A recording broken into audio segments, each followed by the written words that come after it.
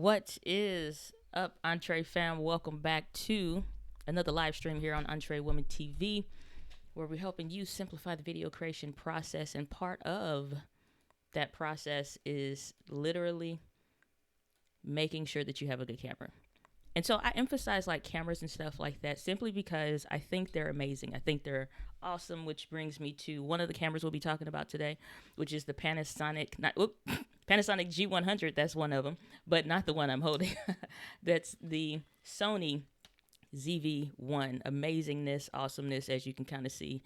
It's even showing some of the behind the scenes stuff, but I literally didn't turn it on. You just open, close it, all kinds of wonderful goodness and amazingness. So I'm interested in covering what's up with this Panasonic G100 camera, because it's interesting that they are posing it like it's something to compete with this camera or this camera that I have, which is the Canon M50, the legendary, dare I say legendary, Canon M50. So let's jump into the specs, the details, and all of the things. We're going to be jumping into that. We'll hop into some Q&A if you have questions and things like that later. A lot of details to cover since we're covering a couple different cameras and things like that. However, sound is low. That's what I'm getting here. Steve saying the sound is low. Well, let's see what we can do about that there. So far as I can see on my end, y'all let me know if anybody else other than Steve is having audio issues. Far as I can see, my audio, it's showing the same. So let me know.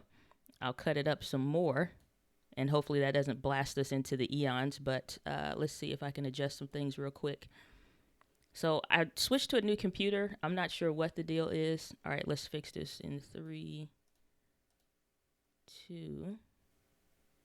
How's that? Is that much better? Hopefully. All right, we're going to have to rock with that. It's all right. Hopefully, at least. Should be getting that from the Samsung Q2U, my favorite microphone here. All right, so hopefully the audio's good now. I'm hoping sound is good. You said I think it's a Steve problem. Okay. All right, cool. So sound is good. All right, awesome. Okay, so here's the thing. The Panasonic G100, this camera, just recently announced that Panasonic released. They're usually known for releasing pretty good to amazing kinds of cameras. I don't know, honestly, what they're thinking with this particular camera, because it don't seem like all of that. It is this little point and shoot kind of a camera here.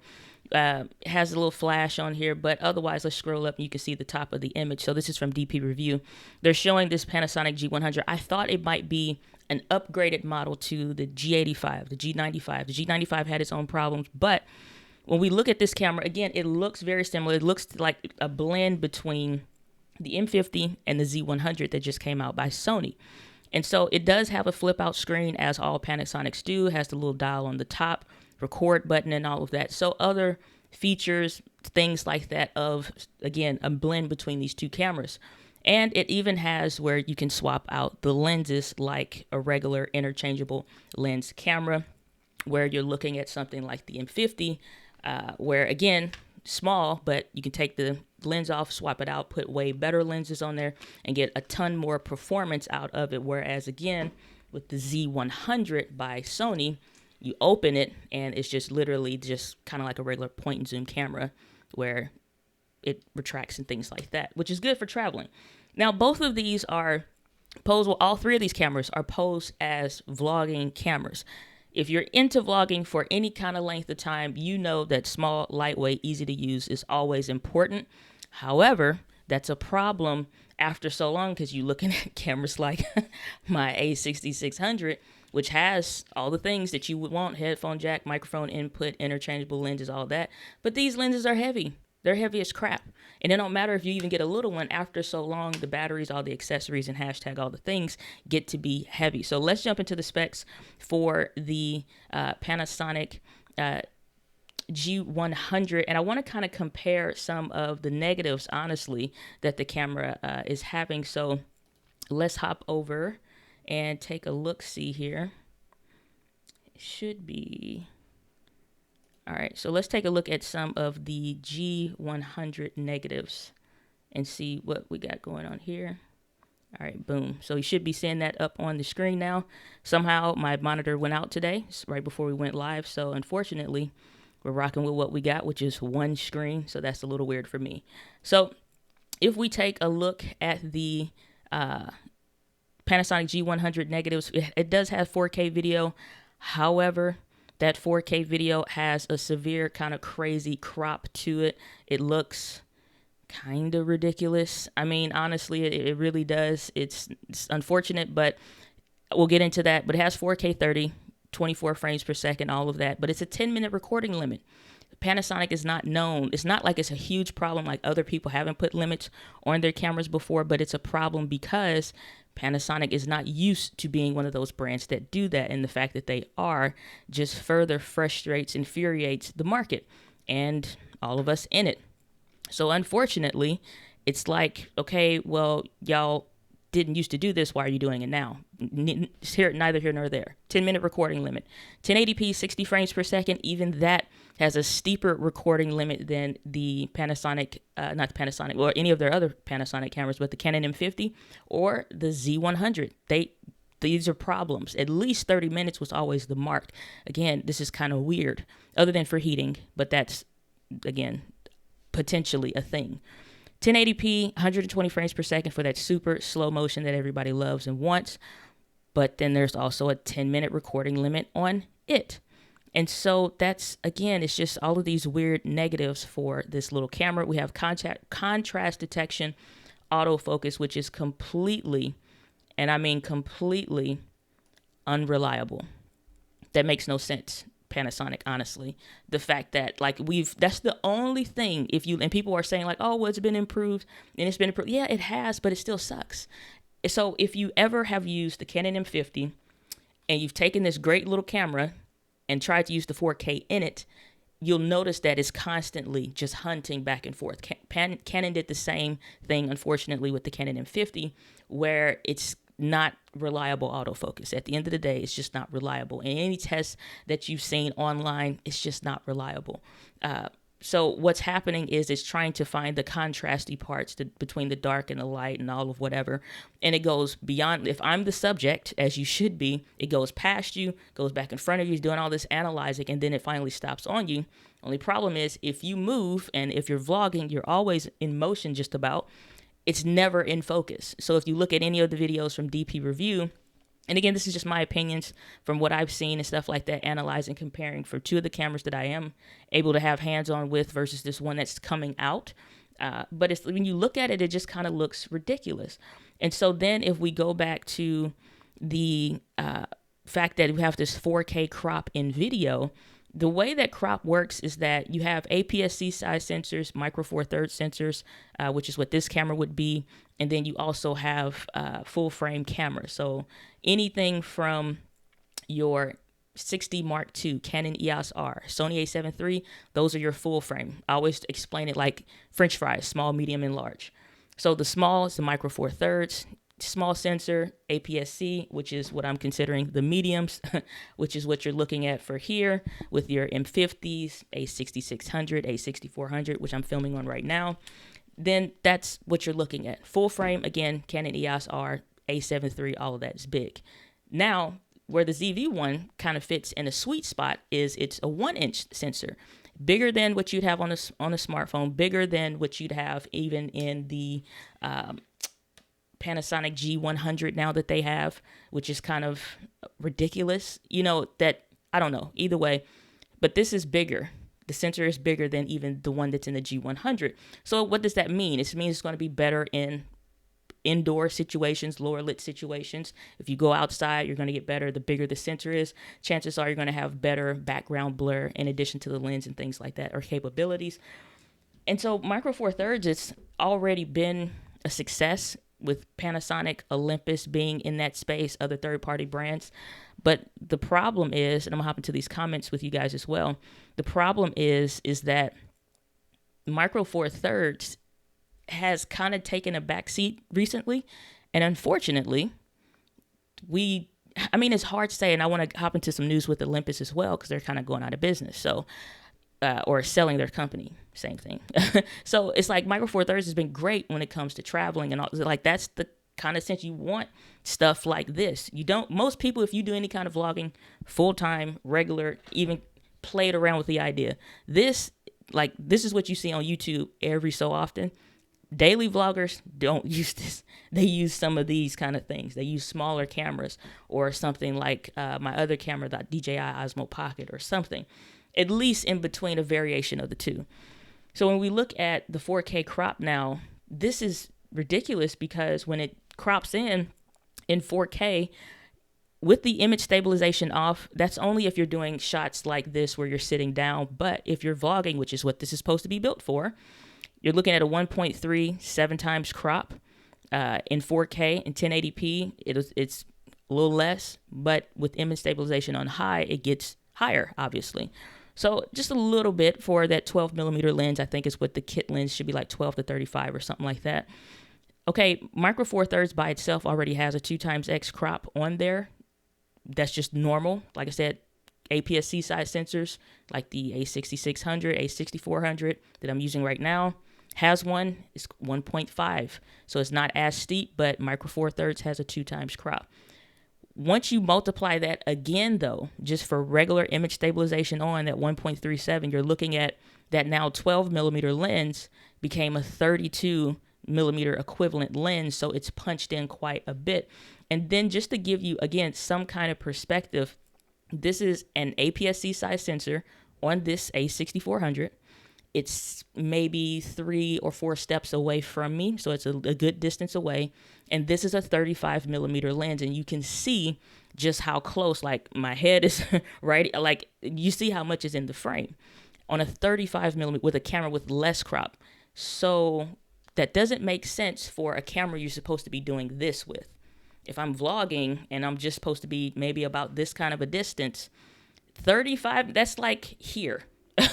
Like what are, it's like, so it gets weird, but it gets worse. And that's just like with the basic level of image stabilization on.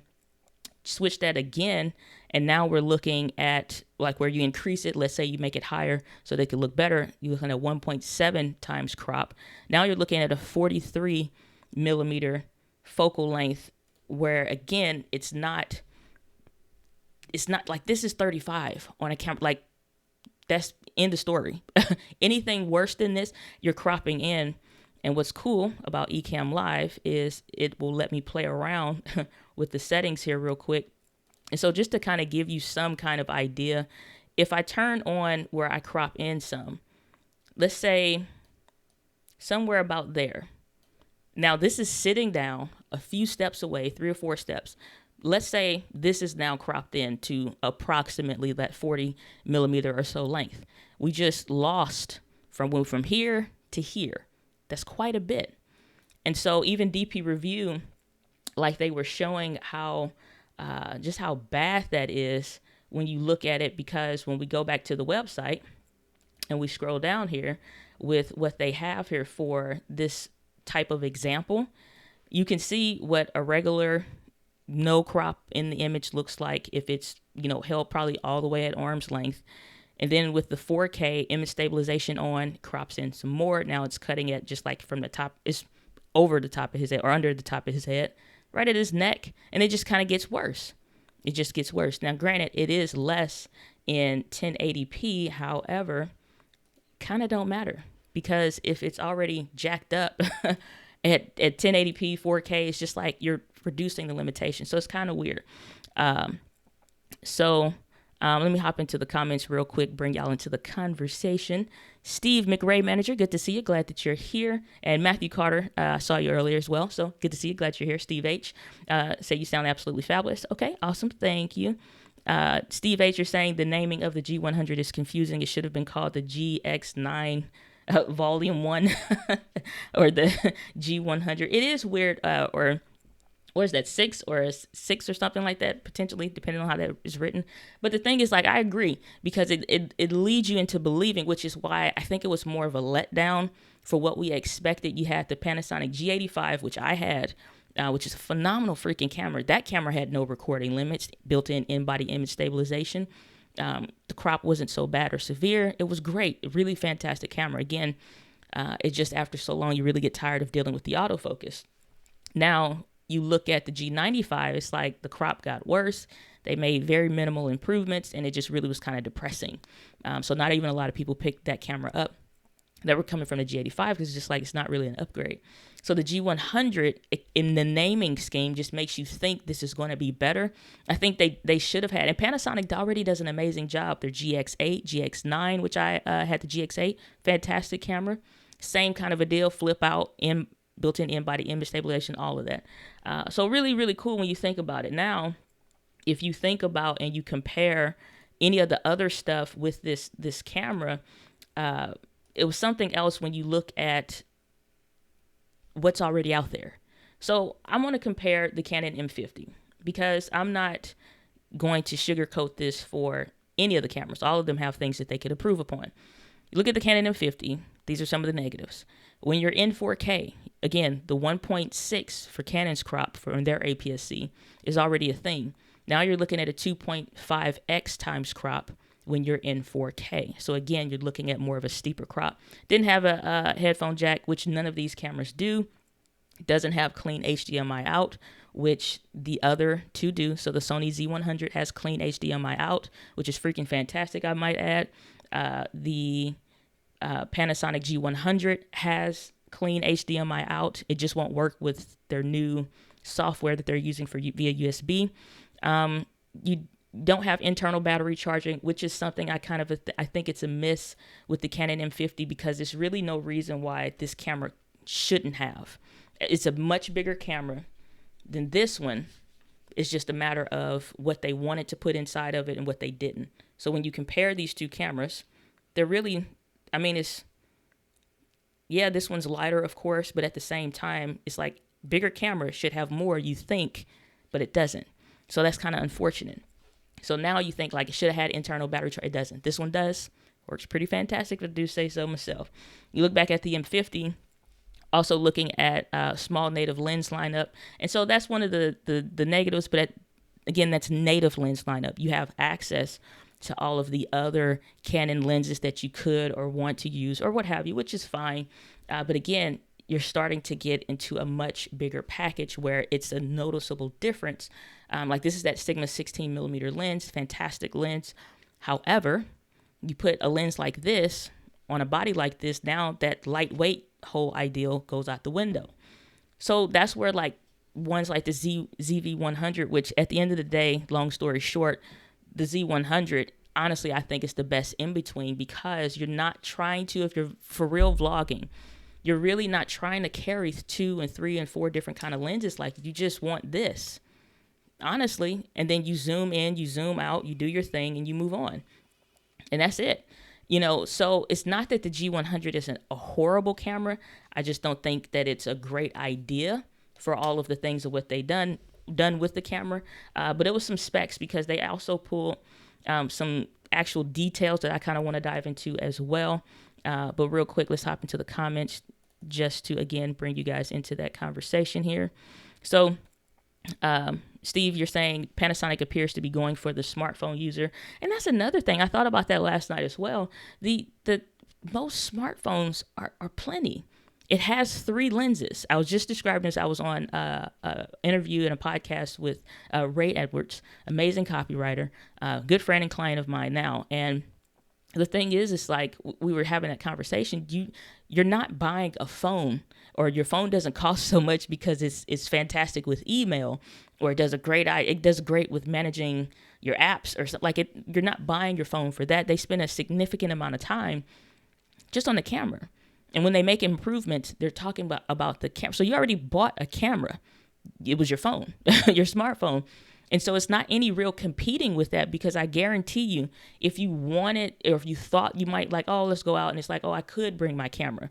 Even just this, as small as the M50 is, as amazing as it is, even just this is enough to say, I'll leave it at home this time because you got your phone. So if anything happens, you're just going to pull out your phone. So I don't think like going after the smartphone market, is really honestly a thing. It's just like you need to, that's why the features that the ZV, these names, man, the ZV-1 has makes so much sense because you can have it as an accompaniment to your phone. And I think that's what they're missing. Why do I want to carry around batteries when I don't have to? Because I get the same battery bank that's going to charge my phone, I could charge my camera. I don't want to carry around lenses. Not everybody. It just depends. So again, that's one of the trade-offs with the G100. You can swap out lenses if you wanted to, but most of the time you don't. If you seriously ever traveled or anything like that, and you're using your camera for that, you're not trying to do that. And I think this is a great option because honestly, for entrepreneurs, speakers, you're trying to capture your talks and things like that, unlimited recording, USB charging, you throw this up on a little desk, table stand, or whatever, record your own talks, use something like the Rode Wireless Goes, and you're back in business. However, again, the M50, 30-minute recording limit, G100, what the hell was that? Just ridiculous recording limits. I mean, we're talking about, let me get your comment down there.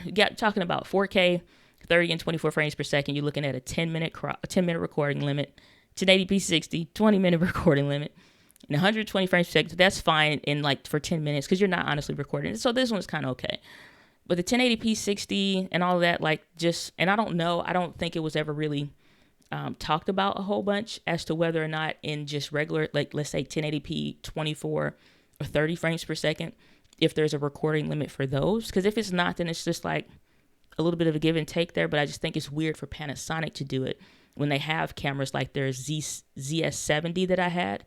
That camera's amazing, and it was a point and shoot camera, a little bit bigger body, but it had unlimited recording, 4K, it had literally all of the same things and a few things more, and that camera cost $300, $400, I think, maybe brand new. So it just kind of feels weird for them to, like, if you're going to attack the smartphone market, have something in addition to of what your phone can't do or where your phone misses out on.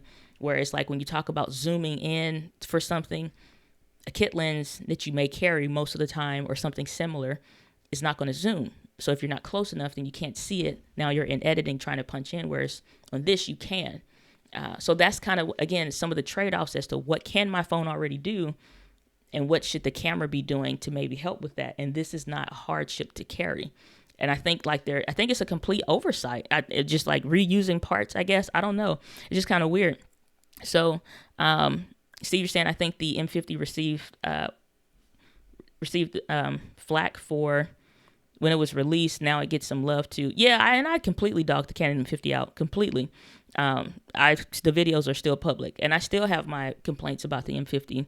However, because it's just what Canon could do and what they're have chosen for a long time not to do. So it was a long process up until then of all of the dumb cameras that they released.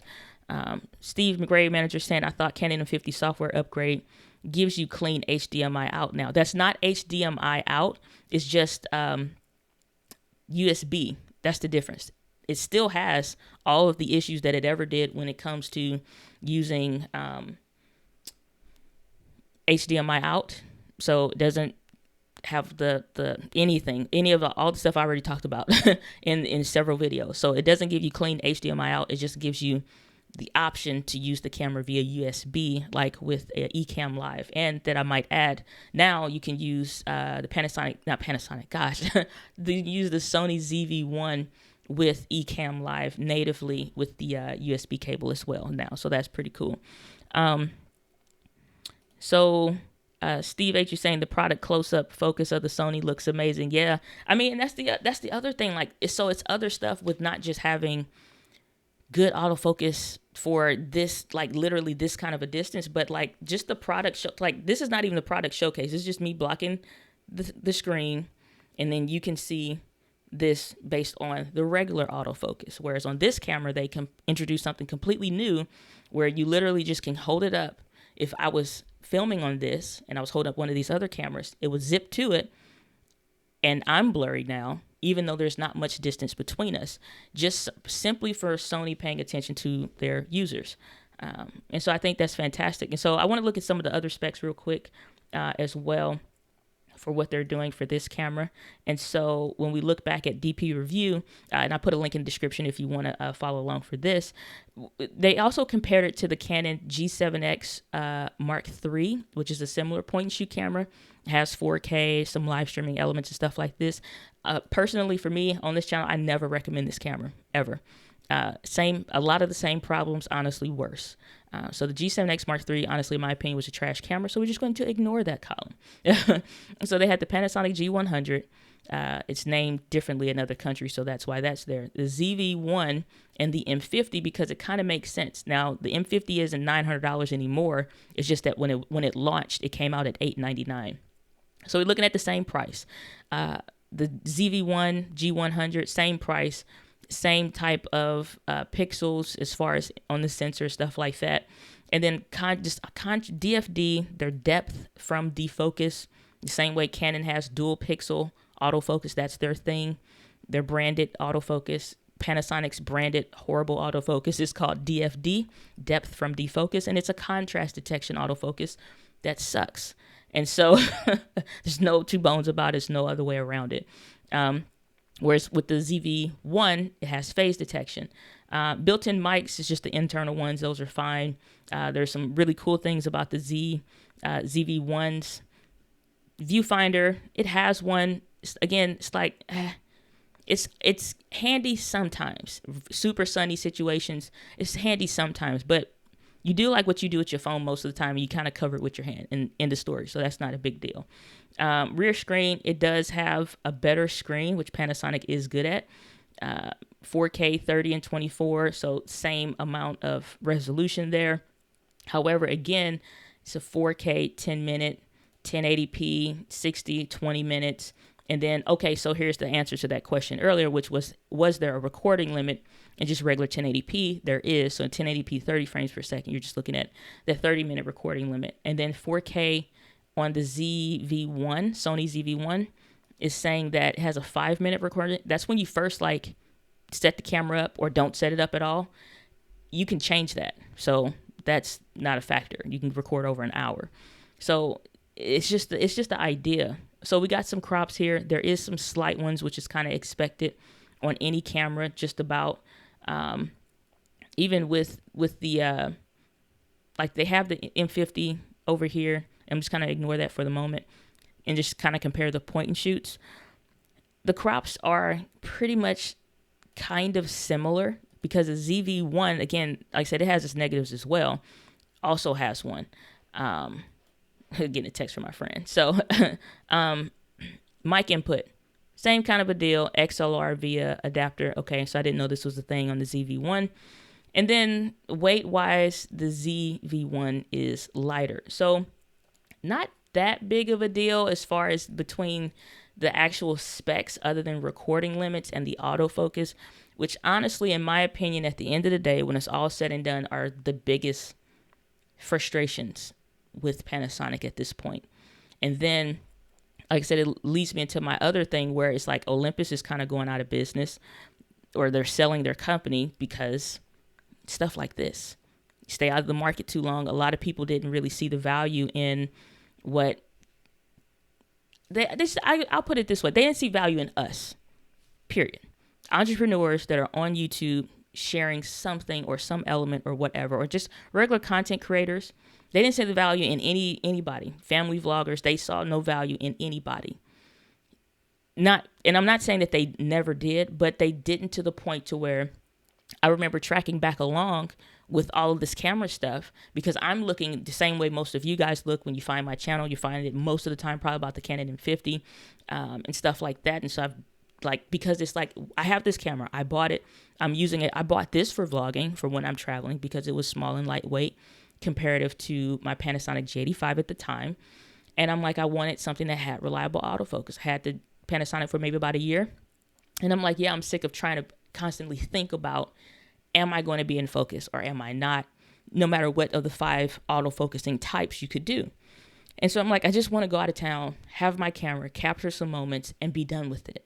Make sure, and then just have stuff together. Recording limits aren't that big of a deal when you're vlogging. But again, if I want to set this up, record a talk or something like that, like I did when I was traveling, this was the viable option.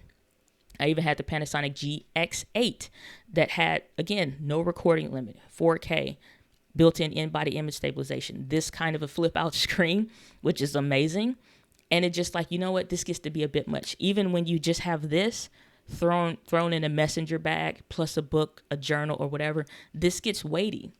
This is where this really comes in. That's why I switched from this to the Osmo Pocket, and I'm going from the Osmo Pocket to something like this because it's the same size lengthwise, and it's light. It's almost equally as light comparative to like use case. It's not that big of a deal. Maybe one other battery, but it's USB chargeable, so it's not that big of a deal. And so, but camera brands like Olympus, they just didn't see the value in entrepreneurs. They didn't see the value in YouTubers because everybody thought it was like a joke. And it's like, oh, you YouTubers kind of a thing. And now Olympus is selling their company at the end of the year. So, you know, you look at that kind of a thing and it's like, do you feel bad? And it's like, I kind of do, because at the same time, we don't want any of these brands to go out of business. We need competition in the market. We need them to kind of like push each other. As we're seeing, you know, but at the same time, when you consistently make poor decisions and you don't really care about where the market is going and what people are doing and just like all the things, it gets to be a problem. So it just I don't know. So my Castle Life, good to see you, saying, hey, y'all, in the most Southern accent you can think of. Hey, y'all, how you doing? So good to see you, brother. Glad you're here. And so, I mean, when you think about like, so let's go back in time for a second, and then y'all can ask any questions that you want or what have you, because we're not going to be doing this for too much longer.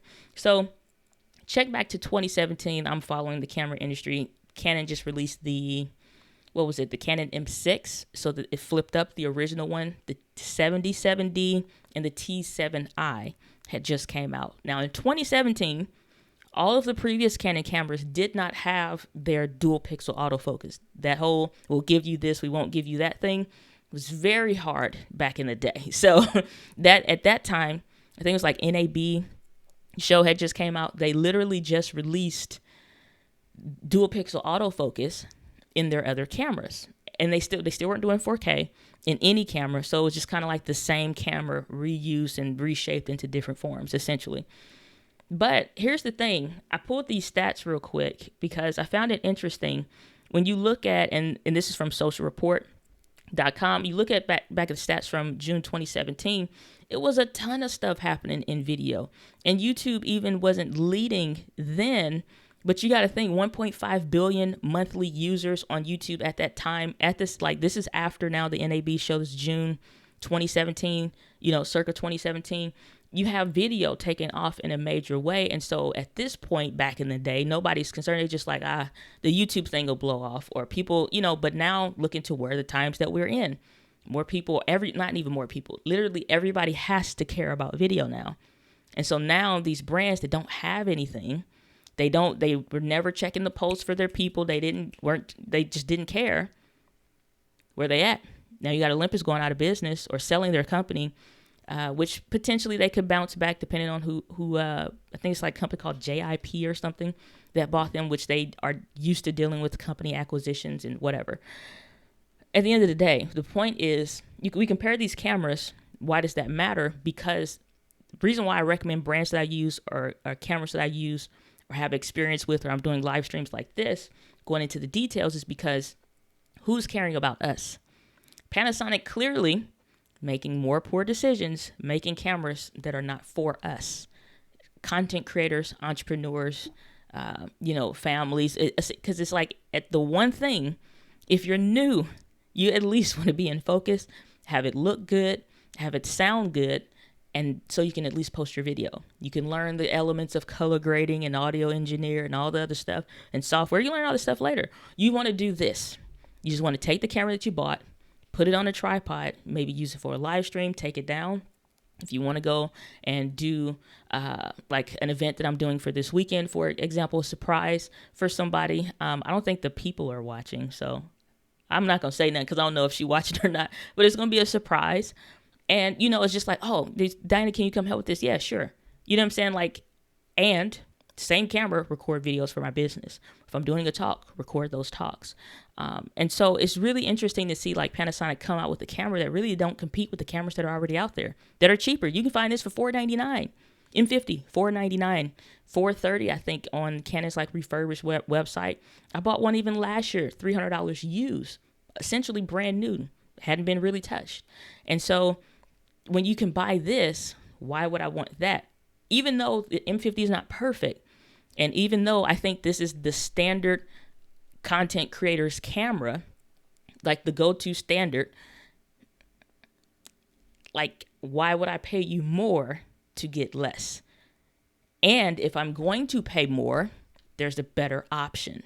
I don't think the G100 is a camera that even matters at this point, because we can have this, or we can have this, or you can get both. And that's just between these two cameras. We haven't even talked about, you know, if you add in, let's say you want to go up $300-$400 more, now you're looking at something like this, A6600 or the A6400. Still get your flip out screen, may get a headphone jack, depending on which model you get. Built-in in-body image stabilization, fantastic, freaking amazing lenses, and your live streams can look like this. This is not a color graded image or none of that. This is standard. This is the standard picture profile straight out of the camera, 35mm lens. That's it. I don't do anything special for my live streams. So it's just interesting to see where brands are going, but also interesting that I've been seeing for a long time where they're failing. Canon give these half-assed approaches of, just these events. They always bring in these legacy photographers that aren't into modern day use cases. They're going to buy their camera once, maybe keep it for 4 to 5 years and never really buy anything other than a couple lenses for their work. That's fine. You need that in the market. But then also make them their camera that's right for them, and then make us our camera that's right for us video people. Because even though these cameras can take pictures, I literally never use half of a whole camera because I'm only focused on the video side. And so it's like as I'm presenting new cameras, these potential ones, just like better offerings for entrepreneurs, for content creators, for YouTubers, there are so many better options. And especially at a $750 price tag, US $750, it's not worth buying. Even that the lens can swap out, there's better options. So I'm hopping to the chat real quick. Steve H saying, wondering when Canon will come back with another good mirrorless APS-C camera. Would be nice to have the EOS M, for those that aren't familiar, and an RF mount on one camera. To be completely honest with you, I don't think Canon cares, honestly. I think like it's why it's hard for me to recommend, because it's like at some point you're going to run into limitations. Like I say this is a standard camera because you can find a way to use it for live streaming. You can find a way to, add on small, adapters or things like that, and we'll get a headphone jack, for example, by way of that. There are ways around some of the limitations, but person that's just simple videos like this, you're recording yourself and you're talking about, let's say you do real estate, for example, like one of my clients doing real estate videos, you don't need all these cameras that I have. You're not into that. Maybe you want to take this out. Sometimes standard content creators camera, it'll work. However, there are limitations with that. I would call the Sony cameras, and even the ZV-1 is in that category, an advanced creators camera. This camera can do way more, has more features, better lenses and things like that. So when we look at like native clean HDMI, headphone jack, all of those things. And I actually did a stories thing. You can look at the highlights on my Instagram, which is just at Diana.link. And you can see like that story is just like, these are the standard creators cameras that are maybe like $500 or less. These are some good options. And then here are some options for, advanced creator camera options. Where you're not dealing with all the crop. You do get a headphone jack. You do get amazing autofocus. You get all the things. But it's like when they're missing the boat on simple stuff, it's like, so when we look at Canon, like I said, I really don't think Canon cares, honestly. I think they care about themselves, just my opinion. And I wish that it wasn't, because I felt like for a long time, Canon was the content creators go-to. And I think to a certain respect, it still is. I just don't see them doing a whole lot for us moving forward. Because if they were going to, the Canon M6 Mark II would be a much better camera. The G7X Mark III would be a much better camera. Cameras like the Canon SL3 would never exist. The SL2 would have the same features that the SL3 has without the limitations for those that want a DSLR and stick that way. I think moving forward, they potentially may discontinue this mount that the M50 sits on, this EOS M, which is stupid in a way, because I think APS-C, again, it's the content creators like sensor size. Most people like full frame, I think, is kind of one of those things where it's just like, it's like people saying like Maserati is the best car. It's like, yeah, but most people are going to get a Ford or a Toyota or a Nissan or something. So it's like, okay, that's great, but average person isn't taking $2,500, $3,000 and $4,000. I don't know how much gear I have in, you know what I'm saying? Like you about all the cameras, nobody's spending that money. They just trying to talk to their wife about $500. So they're not spending that kind of money. You know what I'm saying? It's not realistic. However, I just don't think Canon cares enough to really do what they're doing. Yeah, the R5 and R6 are coming out, and that's great. But the last time they made a bang out camera was like 10 years ago. It's like, what is it, 5D Mark II or III? That, you know, finally made video available to the average kind of like consumer. So just like kind of looking at it, it's like, you know, it's not all that. So my Castle Life saying, great to see you too. That's why brands have to, quote unquote, listen to what the customers are asking for and saying. And the thing is, I think that's so interesting is that right now we're in a position where you cannot afford not to listen. We are not our grandfathers. We're not our parents. We are not our great grandparents, no matter what age group that you're at. And especially like, so I'm what they would consider a millennial in the age group. Okay, Gen Zs are adults. They're young adults. They don't care. They care less than we care. We don't have brand loyalty. I had this conversation with a Fortune 100 company. It's just like, well, why don't y'all do? Because we don't care. We care about, I don't even know where my wallet is, our money, my house, my lights, the things that I want, the things that I care about. I don't care about you as a brand. I only care about you to the extent that you care about me. I only love Samsung because like the microphone system I use, because they care about us. They make things that make sense, make life easier. I care about, to an extent, Canon, care about Sony now more because of what they do and why they care about us, making things that make sense. This camera is only a result, the ZV-1 is only a result of us at some point. Not that everything has to be all about us or whatever, but I mean, you know, it's just like, so now you're looking at a world that has to be online. Who's available? Who's available? Olympus is going by. Olympus, and I haven't been around for a while. Nobody heard anything about you for years. I think that I was hoping that they would come back. The Olympus OMD EM1 Mark II, which is a ridiculous, sound like a, what was it, that algebraic equation Y equals MX plus B. Anybody ever used that in your adult life? No? Okay. You know, you got those kind of things. Olympus, they finally released phase detection autofocus, which is more reliable autofocus like the M50, like the Sonys. But it was like towards the end of last year, you're late. You had a lot of great things. Instead of going to Panasonic, I looked at Olympus and I'm like, oh, but they didn't have the good autofocus yet. So when brands consistently make these poor decisions for so long, that's why I'm really concerned about Canon, because it's like not just for the EOS M mount, but I'm kind of concerned because when are we going to get another one of these that have some of the features of one of these? Because there's no reason, and it doesn't like, oh, well, that's a newer camera. Canon known for a real long time. Again, for a long time, you can look back at old YouTube videos. Everybody had a Canon DSLR. Everybody. Then Sony came out, and Sony's like, what do y'all want next? What do y'all want next? What do you want next? You know what I'm saying? Like, what do you want next? How can I serve you? What do you need? How can I serve you? What do y'all need? Oh, photographers, you need this? Here's a camera. Oh, videographers, you need a camera? Here's a camera. Canon's just like, y'all wait. I'm going to take a nap. I'll be back. I'm going to go to the store. You hungry? Find your feed for yourself, fend for yourself. You know, just like, and it's like, okay. And it's like, man, I really would like to have. How many years are you going to say that? You know, so this is my frustrations. I'm a camera nerd, so I'm doing this stream. So, hop into this. So, Steve saying, I've been eyeing that A6600. The hype is real. Now, the one thing like where Sony messes up, and all of the brands do something wrong. Literally all of them. Panasonic, horrible autofocus. Olympus stayed out of the loop too long. where to the point to where not enough people cared about them. They weren't a part of the conversations. Like when whoever you watching this live on the replay, thanks for being here. But when you're comparing cameras, did you ever look at an Olympus camera? Did you ever even hear about one? Never. You hear Canon and Sony. Occasionally you may hear about Nikon. And like even they have made decisions that are kind of silly for a long time. But their brand more photography based, and it's just like, hey, even when their people are like, we're ready to move to mirrorless, we want lighter, we want better, we want faster. Silence.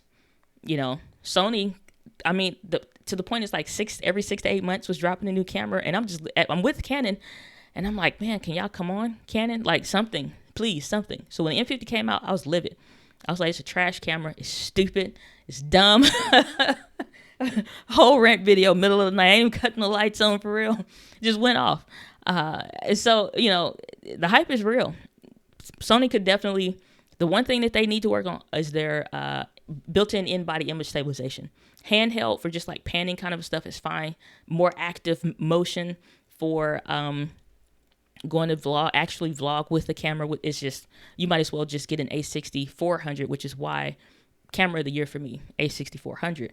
Now you want a little bit more, AC600, but for sure it's just like, because it's not much more other than a headphone jack, built-in in-body image stabilization that makes the difference for me for video. But the hype is real, especially the Sigma 16. The hype is real on that lens for sure. My Castle Life Santa. I had the M50. I just got my Sony A6600, and I'm loving it. Welcome to the family, my brother. It is that deal. So Steve H saying, if Olympus and Panasonic had a baby, it would be the perfect camera. And I wonder if, because Olympus is going out of business, will they acquire them? Because I doubt they want somebody like Sony to buy them, because they'll just eat them up, take the resources, fix their freaking in-body image stabilization, and then, maybe to adapt some of the color, because the Olympus does have really nice colors. And I think Olympus was good for traveler people. But again, how often are you going across the country, really? And if you are a travel vlogger, then you don't need to buy, like, you're spending your money on the room, the travel, the events, the sites, and all that stuff, and food, not to mention. You're not buying a camera several times over, and if another one comes out, is it worth it? And a lot of times the answer is no. And if the answer is consistently no for a long time, then the camera companies make crap cameras for you're not making it for anybody. So we got Shalise Johnson in the house saying what I'm liking for and what I need to do. What I'm liking for and what I need to get it done with. Okay, I don't know if that means I'm going to go to the next sentence. Who can offer that in the most efficient way possible without suffering quality, and how I invest my money. And correction here said what I'm looking. Okay, so what I'm looking for, let's put the two together. What I'm looking for, okay, I'm going to assume the camera that you're saying, the next camera, because I know Shalise shoots Canon, I believe it's the 80D. So what you're looking for next is trying to make sure that it has the right offering, and will help you do what you need to do efficiently and without suffering quality. I don't think quality is honestly a thing to worry about. I think we are at a point to where we have hit the quality barrier. Now we're at that point to where it's like you're just choosing features. Who do you want to go with? And another thing like that, which I need to, now that I have all these cameras. Good Lord. It's like I need to go ahead and record my menu systems and how I had it set up for the A6400, because it's kind of essentially the same for the A6600, but I'll probably do one of those as well. The ZV-1 is going back sometime next week, I think. And so I'm going to hold off on buying that, because I literally just bought a Mac the other day. So I'm like, yeah, all right, A6600, new Mac. We are not that rich like that out here in these streets. I'm like, we're going to pause for the cause, because I needed to get a new Mac. So I'm just like, had to do the adult thing. So I'm a little heartbroken. I still may not pay a bill and get that ZV-1. Shoot, be like, you know what? Y'all can wait. Okay, I want a new camera. My birthday is coming up. I want it. So, but no, it's just, I think for quality, we're at a point now, quality is pretty much here. Unless you're looking at something like the M50, unfortunately, again, it's just dumbed down because Canon did it to the camera, not because it's not competent enough to do it, but Canon just did it. So I think like when it comes to quality, Canon's probably one of the ones that's lackluster in it. And the EOS R, without the EOS R lens lineup, ain't all that either. That's quiet as kept. Lenses sell the show. Lenses make it happen, which is why you're baffled at what you're seeing on an M50 when you put a better lens on it. Lenses change the game. Nobody talks about that like that, except the photographers, because they know, and videographers as well, but or people in cinema. But the lenses sell the show. So when you take a camera like the R, which the body sucks, and then you put amazing, freaking fantastic, that's all where all the freaking money went into, honestly, at first with that RF lineup, the lenses. That's why you're looking at a $2,000 lens with a camera that launched at like $2,000 or $2,500 or whatever it was when it came out. Yeah, versus the other way around. So, but when it comes to quality, it's just now about picking features. Who you want to go with? Fuji. Fuji came back in the way Olympus should have, I think, in the way Panasonic may have to. Panasonic is good with filmmakers because they're manually focusing and all of that. They're moving at a slower pace, per se, with their methodologies and how they work. So Panasonic cameras are fantastic for those people. However, and I love Panasonic cameras, don't get me wrong, they're making mistakes not having good autofocus. Let this phase detection into your life. Let good autofocus into your life. But they just need to switch it up, I think. So, Raw and Uncut podcast. Okay. I'm curious. I'm trying to think, like, what would that podcast be about? But good to see you. Glad that you're here. Saying, I just got the M50 over Ecamm. Will this work like yours? So via USB, you can use, and y'all can ask questions. We're just hanging out at this point. If you like, what is it? YouTube questions, video questions, feel free to ask those. So, or just about the topic at hand. I'll put timestamps down below for those that may be watching the replay or what have you, as best as I can.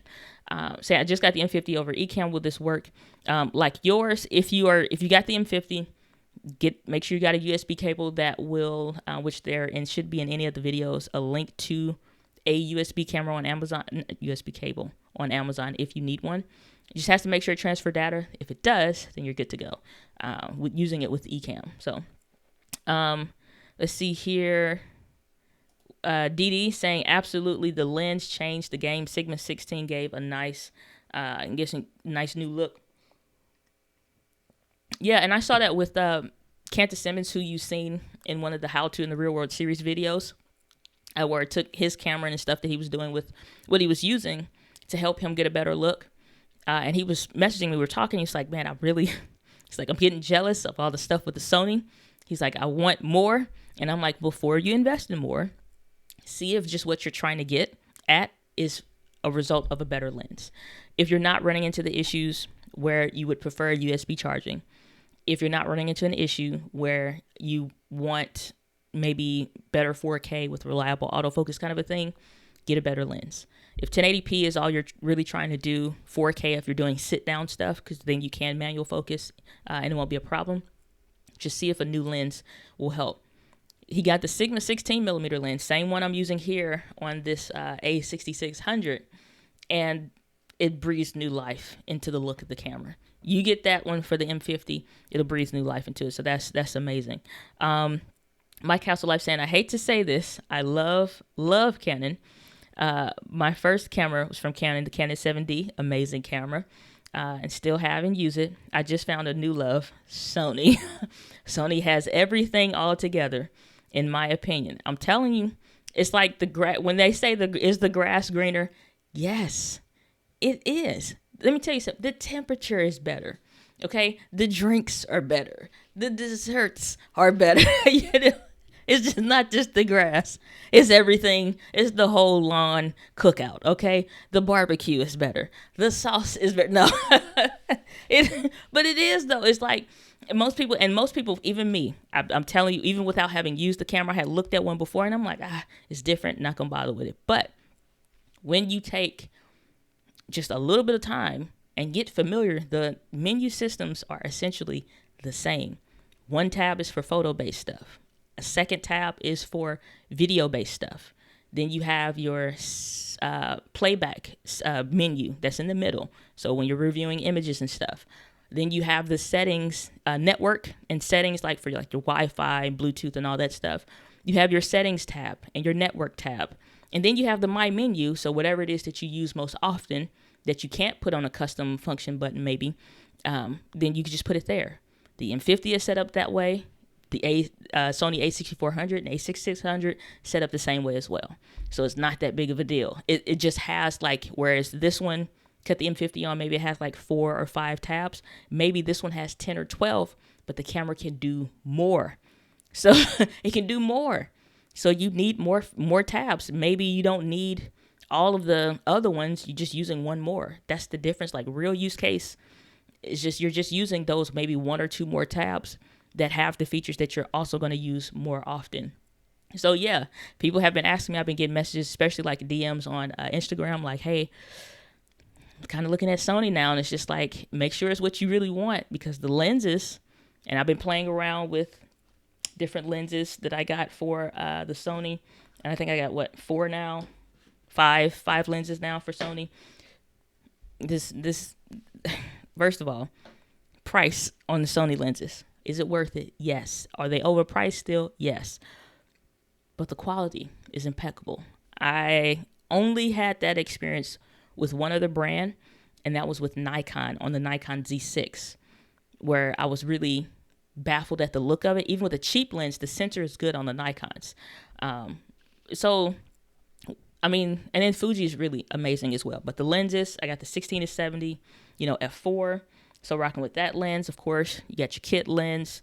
Also playing around with cheap lenses to potentially do like a cheap lens series on the channel to just see like, is it as bad as everybody says, or is it usable? And as it looks good, most of the last few videos you've seen on the channel using this cheapo 16mm, what's it, f2.8 lens, maybe get for like $130, something like that. Got the Sigma 16 now, and then the 35 f1.8.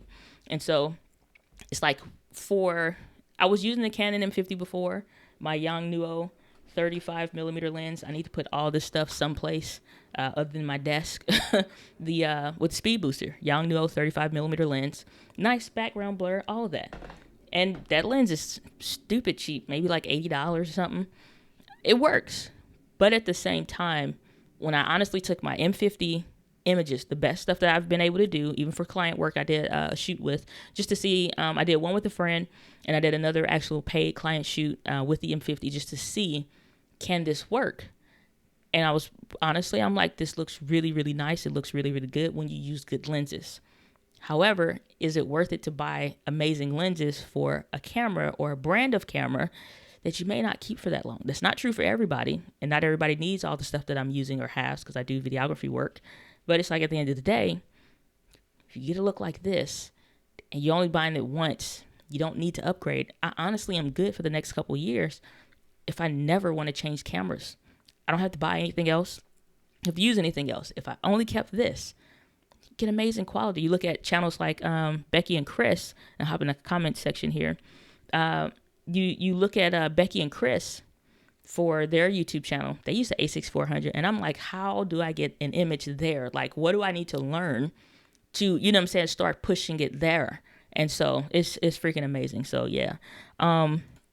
Steve H saying, any idea when the discount code for lens rentals is coming? I have something I have to do with them. And what he's referring to, this potential partnership, so to speak, with them. Potentially, I'm working through the details of that. I have one other thing that I need to do that I'll send off today, and then just make sure you're on the email list. That's all I can really say, because that's where it's going to come out first, because it'll take time before another live stream or video or something like that. So you go to Diana.link, sign up on the email list. All the details will come out there first. So otherwise, it'll just kind of be whenever I announce it on the channel. But that's coming. Should be, I don't know, I'll probably give it till next week. We'll see. Maybe they'll have stuff set up by Monday or Tuesday. So Raw and Uncut Podcast said, will it look like your live, my M50? You can get it. I mean, you get a good lens for it. You can. The standard or the faithful picture profile, any of those that are on the M50, you can get it looking really nice. And here's the thing. Nobody ever complained about the way my live streams looked. Nobody. Now, I didn't go with like the pink background, I don't think, until later.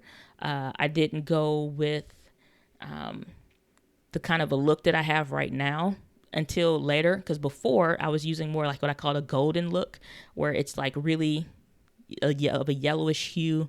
Again, more of a golden look. It's just something I preferred for a time. Just like this one is more of a reddish kind of a look, something I prefer and just like. So you can get any kind of, I've seen some amazing looks with the M50, so it's plenty capable, but invest in a good lens too. You're not going to get this on a kit lens, that's for sure. You need to get a better lens. What lens or focal length? I use 35 because that works for me. I got the 16 only after I tested that focal length with my kit lens just to make sure for the angles in my space that I'm recording with, will this work for me? And it did. So that's how I pick lenses, and that's how I suggest other people pick lenses. I don't just say, oh, get this one, get that one. No, like use your kit lens, go sit around wherever you're going to sit at, zoom in to where you're going to zoom at so you can get the look. Like I only need just this in frame. I don't need all the other stuff. So I'm like, okay, 35, I like that. And then that works for my other work as well. Just a good focal length for me. It's my favorite focal length. And then I was like, okay, a 16 would work. And then I can crop in. It has the clear image zoom on Sony. So all of that. So get a good lens. Ooh, that picture. Moag Mesmerized saying, sorry if you already addressed this, but do you have a setup video for the A5100 with the capture card for zooming? Do you mean like for using with Zoom, the software? I don't. And the menu systems for those older Sony cameras are a little bit different. I've been playing around with the idea, honestly, just for the sake of comparison, potentially seeing if I can get my hands on an A5100, which is, for those that aren't familiar, and I guess I could. I'm cheap for some stuff. Other stuff, I have no problem dropping money on. But other things, it's like, I think it should be cheaper than that. So for those that aren't familiar, let me see if I can pull this up on the screen real quick. And we can take a look here. 1 second. I gotta get some of this. This one monitor deal is not where it's at. I'm gonna have to figure out what's going on with my monitor. But let's switch over to Amazon, and y'all can take a look at this A5100. And so what this camera is similar to, it was the first camera, honestly, that they had the flip up screen on. It's a little bit different than how they do for the A6400, but it was the first one that had this kind of a setup. And so the menu is a little bit different. It is a fairly cheap camera. Again, this is too much. This $459, that's an inflated price, honestly, because again, like I said, for $450 or so, you're looking at something like an M50 that has more features than this, I think, just about. But otherwise, good camera, clean HDMI out, all of that. If I see one and I could get my hands on one at a price that I think is worth it, I consider it. But I don't have one on there. And if I did one on the A6400, which I will be doing, it has slightly different menus. That's the only thing. So if I get my hands on one, maybe I'll buy one. But I would say just go to, I don't know if David and Luria of Livestreaming Pros has a video out yet, but potentially one is coming. So, but yeah, that's, unfortunately, the answer is no. And it's not even anybody I can send you to, unfortunately. So, Dee is saying, what's the RGB light you are using? It has a wide spectrum. Actually, it doesn't. It's two lights. So the first light is that you see right here. It's just an LED light. And so it's very similar to this one that I need to do a review on, that Andy Seni sent me. So I can see, put this up here and y'all can see which one I'm talking about. So, there we go. So this one is by Andy Seni. And so this is an RGB light. If there was one to recommend, this is the one that I would go with. Not because they sent it to me, but because it does work. It's at a great price, and it could be used. Let me see here. There we go. So this one, so like you can adjust the brightness and all of that stuff. And so adjust the hue. So if you wanted it in front, behind, whatever, you can do all that. And it's small and portable. So it's a light similar to this in size. And all that is, honestly, which probably doesn't help with recommending the Andy Cine camera, but it's just like those gels that you get from the craft store. And I've seen filmmakers use those just little gels, that colored gels or thin strips of it's not even paper, it's kind of a plastic, but not plastic. I don't know what the proper word is, but for the material. But that's all it is. And so it's a regular LED light panel, and I put the gels over it because at one point I wanted to make sure that that's what I wanted. And then the other light over here is actually a light that I got from IKEA. So it's just, you see these little, they got a whole bunch of setups there, but you can change that to whatever it is that you want. And so that kind of covers the bookshelf, the bookcase, so I can adjust the lighting to whatever kind of color that I want to have it set at. So that way, if you're looking for a different kind of look, you're looking for a different kind of vibe in your videos or what have you, then you have a nice kind of a spread there. And so the way that you adjust how far that spans out, you just got to angle it right, maybe get a certain kind of shade, bounce the light off the wall or something like that, so that you can allow that light to kind of breathe. But that's essentially it there. James saying, good to see you, brother. Glad you're here. Saying, I remember when I first came across your channel, you were totally a Canon fangirl. 1,010%. There could not be a better branded camera at that time, because I'm like, this is amazing. This works. And you know what happened, James? Do you want to know what happened? They disappointed too many times in a row. It's only so long that you want to sit and just like, deal with the same stuff. It's like going to school every year. And anybody that grew up, like I'm the youngest of 6, a large family, and we didn't even have it bad. But imagine going to school every year. You start the school year with the exact same pair of shoes. That's what it's like, over time with Canon, because it's like, or if your shoes come out, they like, here's the same pair of shoes, but with new laces.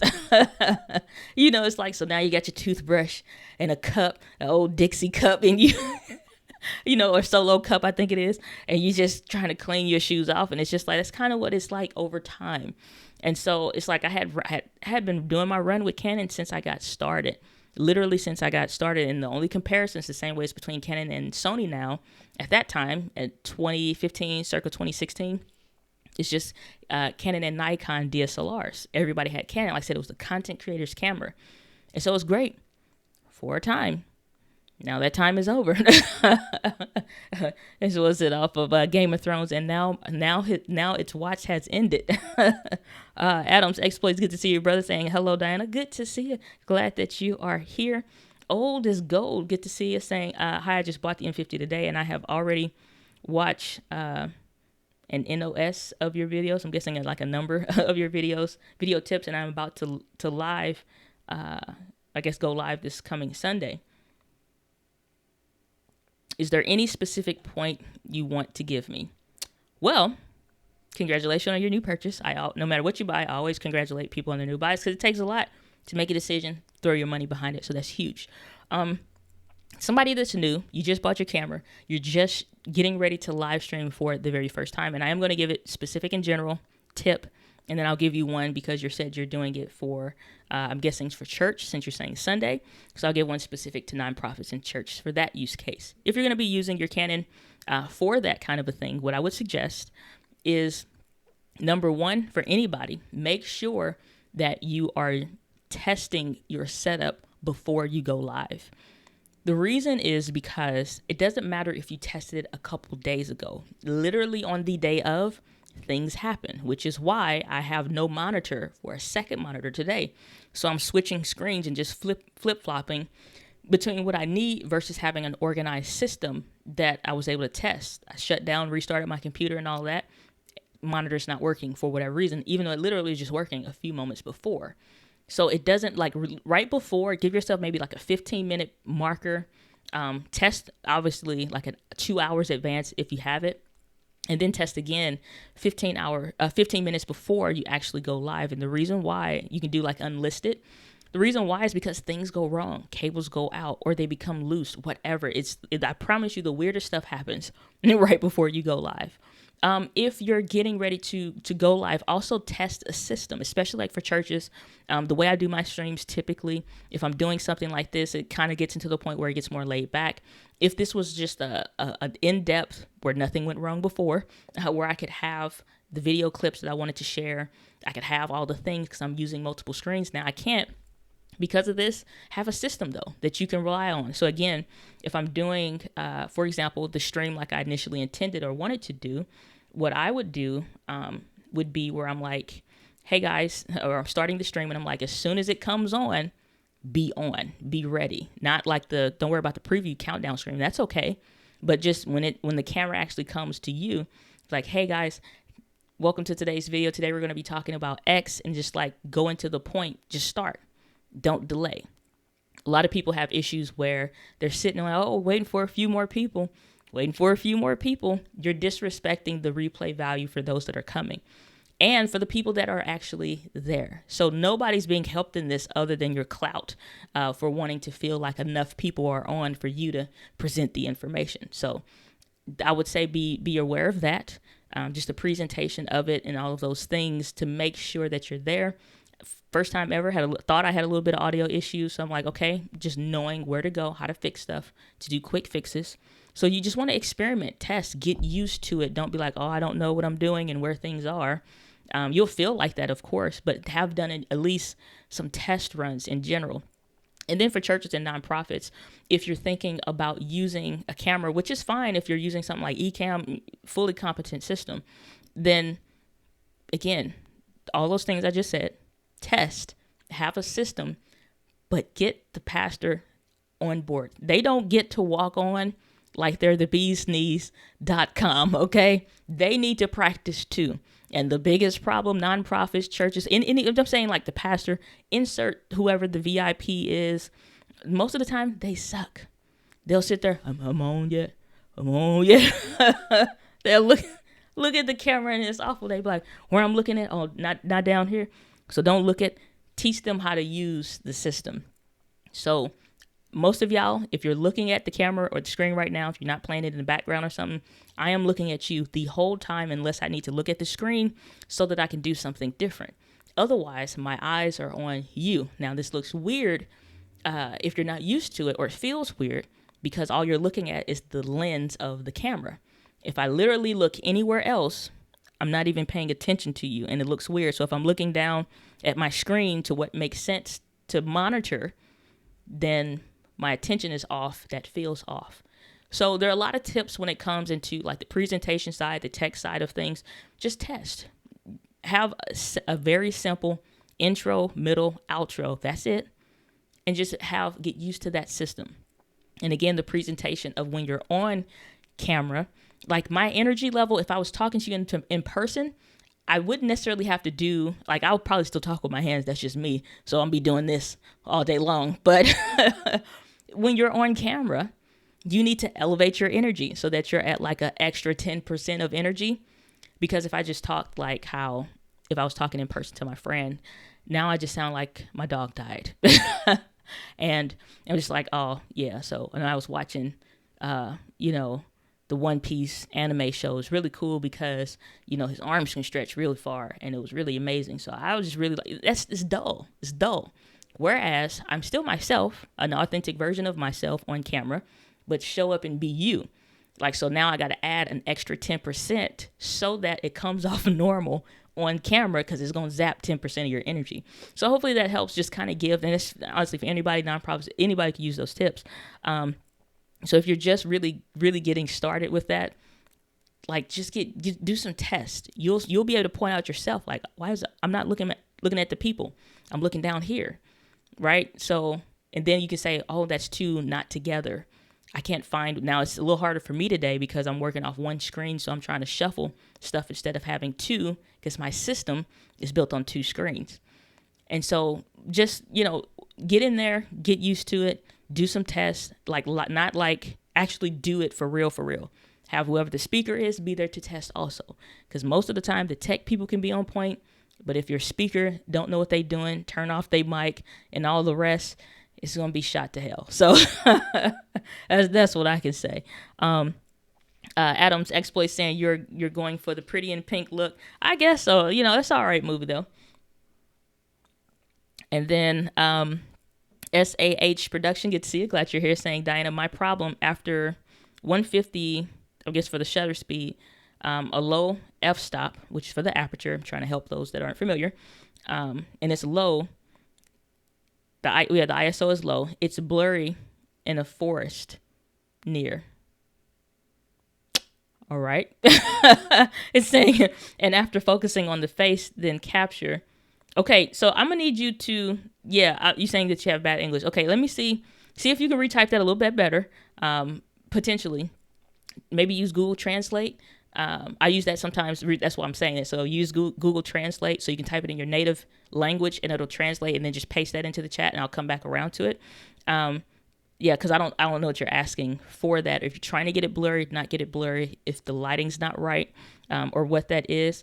But like I said, I use Google Translate as well because sometimes I'll get comments in other languages and I still want to answer that question. So I'll take that, copy and paste it into Google Translate, see what they're saying and asking, reply in my native language being English, and then paste it back in their native language. So if you could just open up a second tab real quick, do that and paste it back in, then I'll probably be able to answer that a little bit better. Steve H is saying, is the A6600 worth it for the extended battery life alone? If you are using the A6600 outdoors on the go, constantly kind of a thing, you're not trying to maybe have where you're essentially somewhat tethered to a battery bank or recharging, like kind of a thing, like you need it free. It's not going to be on a tripod. You're not going to have where you want to run a little battery bank in your pocket kind of a thing. Then yeah, if that's what's most important to you and that's a feature that it has, is it worth the upgrade? Yeah, because it's solving a problem, especially if that's a big problem for what you're trying to do or your line of work or whatever. I've not found where I've been in any situation where the A6400 wouldn't work because, again, I only own one other battery. I've been using this camera for over a year now. I only own one other battery. I've only ever needed one other battery because there's not anything that I'm doing where I don't have pockets and I can just attach a battery bank, or it's not on a tripod and it's either on the Sony adapter, the power bank that plugs into the wall, the AC adapter, or it's on a power bank. So it's not anything that I've been in where I need it to be that kind of a thing, but depending on what you plan on doing with it, I mean, if it solves that problem and that's a big problem for you, then sure. So James is saying the A5100 is a sleeper, super dope camera. I think because of the overheating that Sony had back in the day, that was the biggest problem with the Sony cameras back then. Because now, and nobody was thinking like to really use it for live streaming like that. I know I first saw that with David and Loria of Livestreaming Pros. That's where I first, and I'm like, right, all of those cameras, the A5100, the A6000, the A6300, the A6500, all those old Sony cameras. Yeah, you run them kind of regularly for regular video recording. You were running into some overheating issues. And then that was the biggest problem, honestly.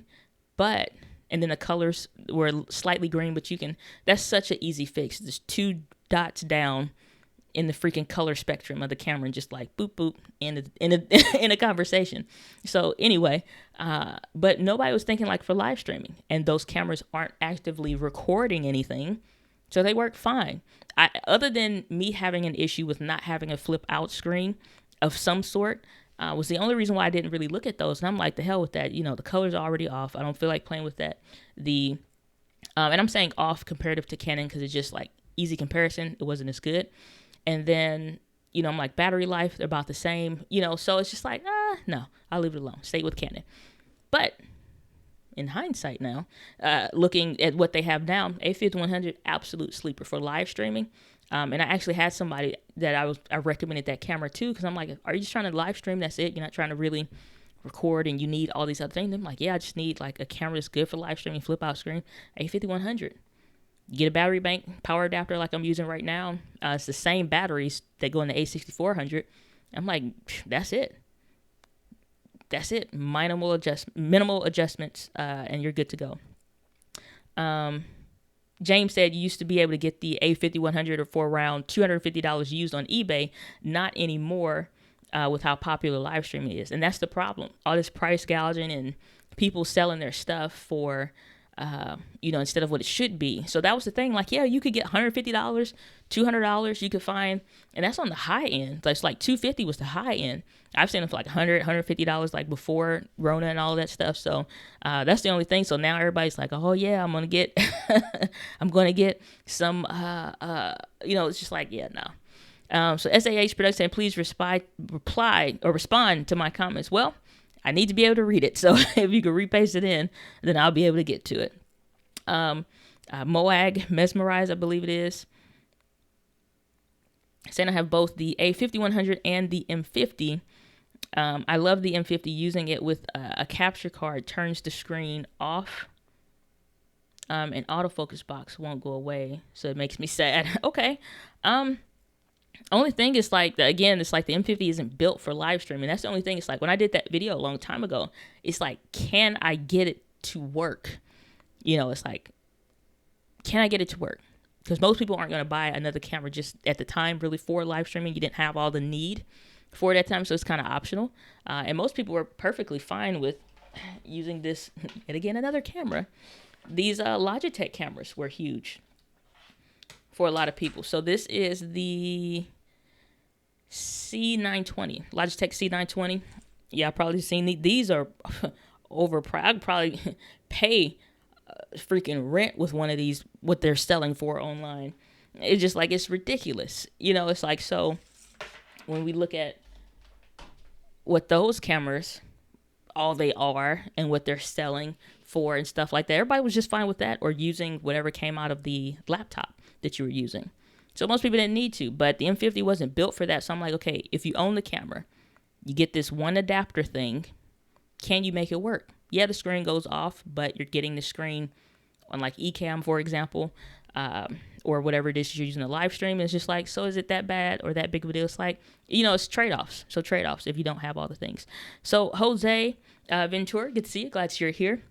Saying, hi, Diana, have you heard anything about a newer version of the Canon webcam utility software? Not a peep, unfortunately. And I haven't even played with the Mac version just yet, because it's like, I really wonder. I did the one for the PC because I'm like, this is amazing, it's going to be helpful.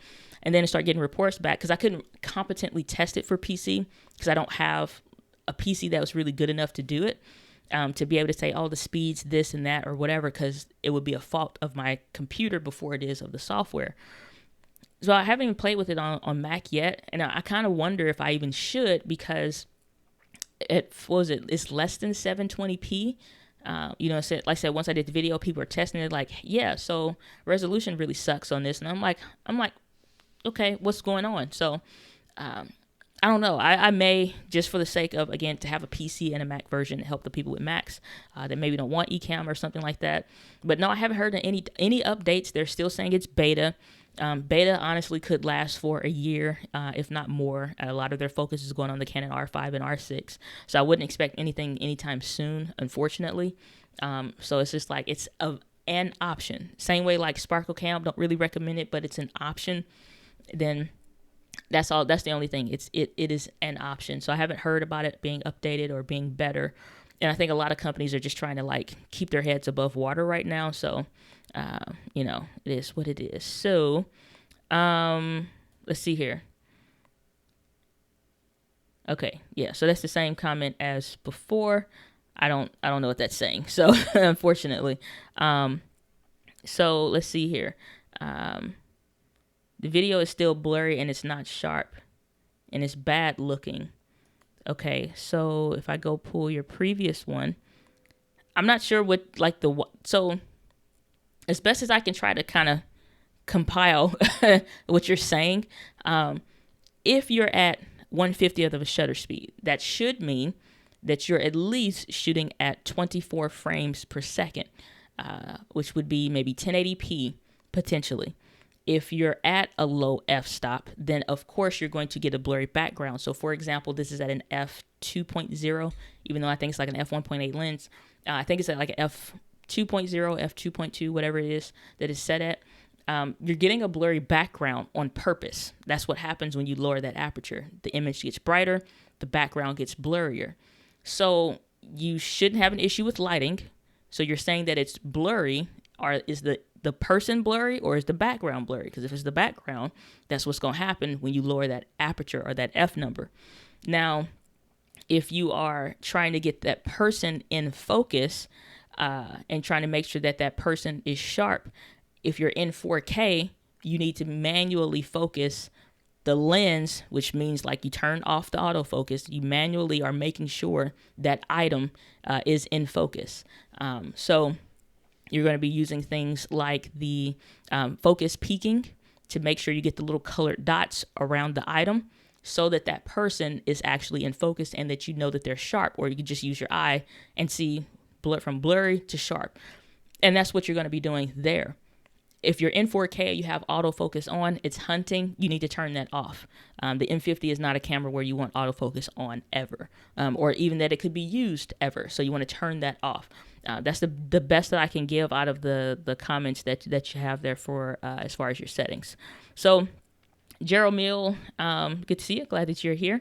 Saying, I like to stay watching here, Jakarta 23. Oh, you're in Jakarta 2324. Hope I can see the review tomorrow. Okay, good night. Okay, have a good evening. Hope you get some rest. Thanks for tuning in. Steve, you're saying, I thought Canon had a software update that you could get clean HDMI out now. I mean, shoot, let's do a quick Google search. Canon M50, clean HDMI out. And so, and I'm just looking real quick. Usually if Canon was going to drop something, it would come out on their website or whatever. They don't have anything. So other than that, it's not a clean HDMI out. It's just a clean USB feed, and it's sharing that feed of what the camera sees to here. So for example, clean HDMI out means that you can not only get video, but you can get audio. So if I wanted to change from this microphone that I'm using right now, the audio that's coming from the camera, now y'all noticeably have heard a difference because it's not as clean as it was before. Audio is coming from the camera. There's no microphone plugged in. That's just a built-in camera microphone. And so now if I switch that back, and so now I'm back on my USB microphone, the Samson Q2U, then at this point, you're getting audio. But if I wanted to hook up my Rode Wireless Go's, for example, if I wanted to take these and plug it into the camera so I could walk around the room or whatever, then I could do that because it has actual clean HDMI out. M50 doesn't have that. So unless you can transfer audio and video from HDMI out, then no. But they don't have a software, not that I'm familiar with, at least not at the moment, that I've seen, and nothing from a quick Google search that's showing that, unfortunately. Stay Sale, good to see you. Glad you're here. Saying Canon released a new app on their website. Called the EOS webcam utility, and it works perfectly. You don't get the perfect frame rate or resolution, but it's decent. Yep, I already did a video about it on the PC side of it, at least. I don't know if I want to do one for the Mac version, honestly. So, you know, it is what it is. But I think for most people, and I think that's the other thing, sometimes we judge YouTube videos super hard. Harder than filmmakers, like legit, not filmmakers that you see here. I mean, like, legit have produced a blockbuster. Not saying that somebody's not a filmmaker because they haven't, but I'm just saying those people that have gotten to that level, if you look, once you have a trained eye and you look at any, like look at videos that you love, movies that you love, you will see so many different things. I noticed so many, and I kind of hate it to a certain extent, like knowing that much about video, because it kind of takes away sometimes for the thrill of the watching and enjoying the show. But sometimes for the stuff that comes out in film, it's perfectly acceptable because the storyline is good and the special effects is good and all that stuff. And then we look at YouTube and people are pixel peeping, zooming in 800%. It's just like, you do realize we're on a free platform where literally anybody from almost anywhere in the world can post, show up and share their message and make money and do, like, you do realize we're on YouTube, right? This isn't going to the Blockbuster. Like, this isn't going to show up in Warrenburg theaters. Like, it's not happening. You know what I'm saying? Like, it's not AMC ready. It's like, I'm doing a live stream. I'm in my bedroom or my spare bedroom in my house that I turned into an office. You know, and people zoom in. It's just like, that one ain't as blurry. It's just like, what are we doing? What are we talking about? You know, to that aim. So I just think that, like, for most people, and I say all that to say, for most people, they don't really care that much. They just want to take the money that they already spent, which $500 to the average person is a pretty big investment. They want to make sure that this camera can at least, they may not get this kind of a look, but they just want to, it's going to look way better. Like, and this is what their comparison is. The web camera that's on the laptop, one of these or this for what they already have. This is the best camera out of the three that they would own. So can I just take this? Because at least, if you at least have one other lens with your M50 or something similar, you can get a bang out amazing look that's even with the lower resolution, so much better than what your other peers are using. And it's super noticeable. So SAH Production saying your pick, I'm guessing between the G100, Sony ZV, and Canon M50 for video. I would say if I can only pick one, I'd pick the Sony ZV-1. And that's not just because, use everything is Sony. No, I'm like a free agent. I support who supports us. And more importantly, I support who works for my use case. And I've owned Panasonic, Canon, and now Sony cameras. I've had quite a few in every category. That lineup, Panasonic G100 is out automatically because it does not have competent and reliable autofocus, period. I don't care how cute the colors are. I don't care how good the battery life is. None of those things matter if you can't even see me. Like, you know what I'm saying? Like, nothing matters if you cannot actually see me. And so if we take and you just go super blurry, like you yourself are blurry, it looks weird. Like the whole time, if I'm just in and out of focus, nobody want to look at that. It's hard to look at. Depending on the content, people may be a bit more forgiving, but it's like, it's not going to happen. G100 is out if for nothing else but the autofocus. Otherwise, add in autofocus. Other things can become forgivable. And you can find a way to use it, because a lot of vlogging, for anybody that kind of looks, they sit it down. So they'll have something like this. They'll have the Joby or whatever. They'll sit it down and they're just talking, which is why the product showcase mode doesn't have autofocus. Because if I'm showcasing a product, the camera is sitting down. I'm not vlogging and putting stuff up to do a review. It's just not normal. So that's why, so that's okay in my opinion why that's not there. I'm not making excuses. It's just like that's what the normal use case is. If I look at the M50, M50 is a bigger body, but it also has more limitations. Even though it has amazing flip out screen, yes, I could put better lenses on there. It's missing things that the modern creator would need, I think. Now, if this is what you want, I always celebrate. If that's what you want, get what you want. The hell with what I say. or anybody else on YouTube for that matter. The sensor, comparative to this sensor had just come out. So it's not lackluster, and it's still being produced and used in some of their other cameras. So the sensor's not weak, but they dumbed it down. So take it from 100% to maybe like 75%. So the sensor is weak, not as great in lower light situations as it could be. And honestly, the ZV-1 with a 1-inch sensor that's way smaller looks better. I could turn the lights off like I did before. The sensor looks better. The image looks better straight out of the ZV-1 versus if I put that up on the M50 and the kit lens. So it's not really a comparison. It doesn't have clean HDMI out. Recording limit, which is a big thing for me on my list of hierarchy of needs. And so it becomes very, like the M50 can't hold up comparative to just a little point shoot camera now, you know what I'm saying, for modern day use case, and making sure that your camera has space. Maybe you say, and a lot of people say, I only need this, and this. And you say, well, the M50 does that. Again, I think for a standard creator, you're not trying to maybe do a whole bunch. You just want to sit down, do some videos or whatever, things like that. Want it to look nice, microphone jack. There are options and ways around if you want to live stream, but maybe you're not doing a nearly 2-hour stream like I am today. So you don't need it to be, whatever. So you can find ways to work around that.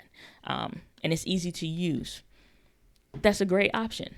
A more advanced creator would have more needs, more things that they kind of want. And that ceiling, even if you're only using things up to here, the ceiling is higher.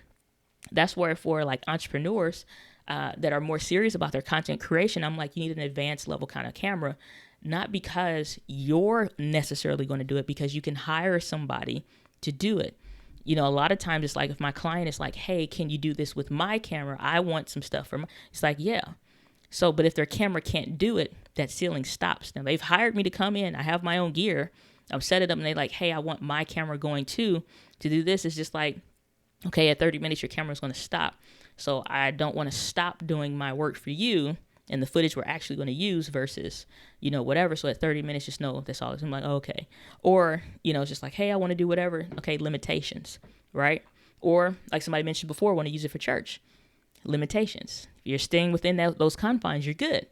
If you want more of an advanced creator camera that gives you a ceiling to be able to do more, then that's going to be the option. So like I said, for me, the Sony ZV-1, even though it's a point and shoot, technically a point and shoot camera, has a lot of features that fits into that advanced category for a content creator for the camera. And I think that works so much better because everybody talks about wanting to do public speaking and stuff like that. And so if that's the case, you want to do public speaking, guess what? You don't need anything more. You don't have to. Like we already saw when I did the test live stream, that was just one of the streams I was just going to use and have it unlisted. So you guys never would have seen it. I was like, oh, let's just make it live and let's see what happens. We turn the lights off. Turn the lights off and you could just see what it would look like without lights on. The camera held up. So that lets me know in well-lit conference areas, even if it's a smaller area, you can use this. So you want to record your talks, you can do that. You want to vlog some, do some videos for Instagram, whatever, you can use that. And it's enough where you can get used to it and say, I want to have an actual interchangeable lens camera. You're already familiar with a lot of the things that Sony would offer. So it works. It works. So Stay Sales saying it's better than a normal web camera for sure, even though the resolution is bad. Oh yeah, for the M50, absolutely. Hell, any kind of camera at that point for the what's the name of SAH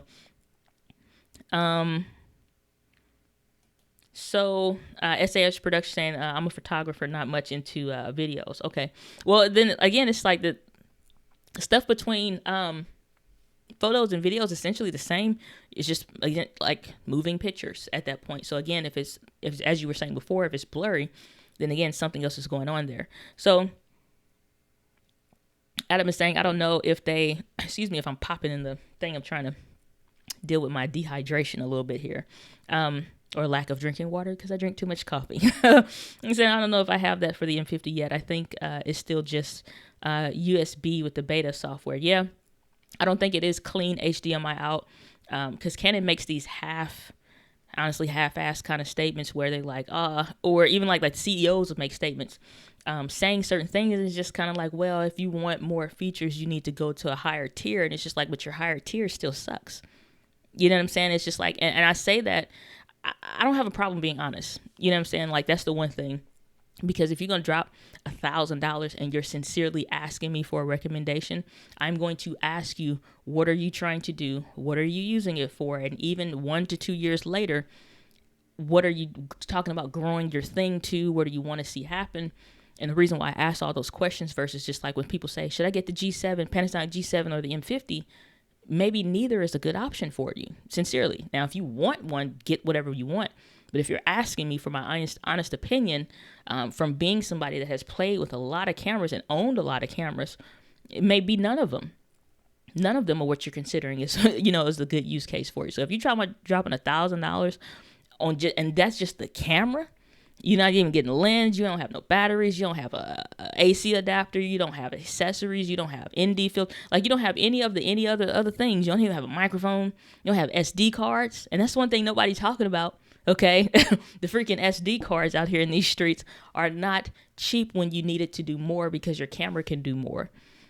So it's just like, when you think about it, it's like these recommendations, it's like I just try to put a little bit more heart into it for that kind of a thing. So, so John Camping, good to see you. John, do you actually go camping, or is that your actual last name?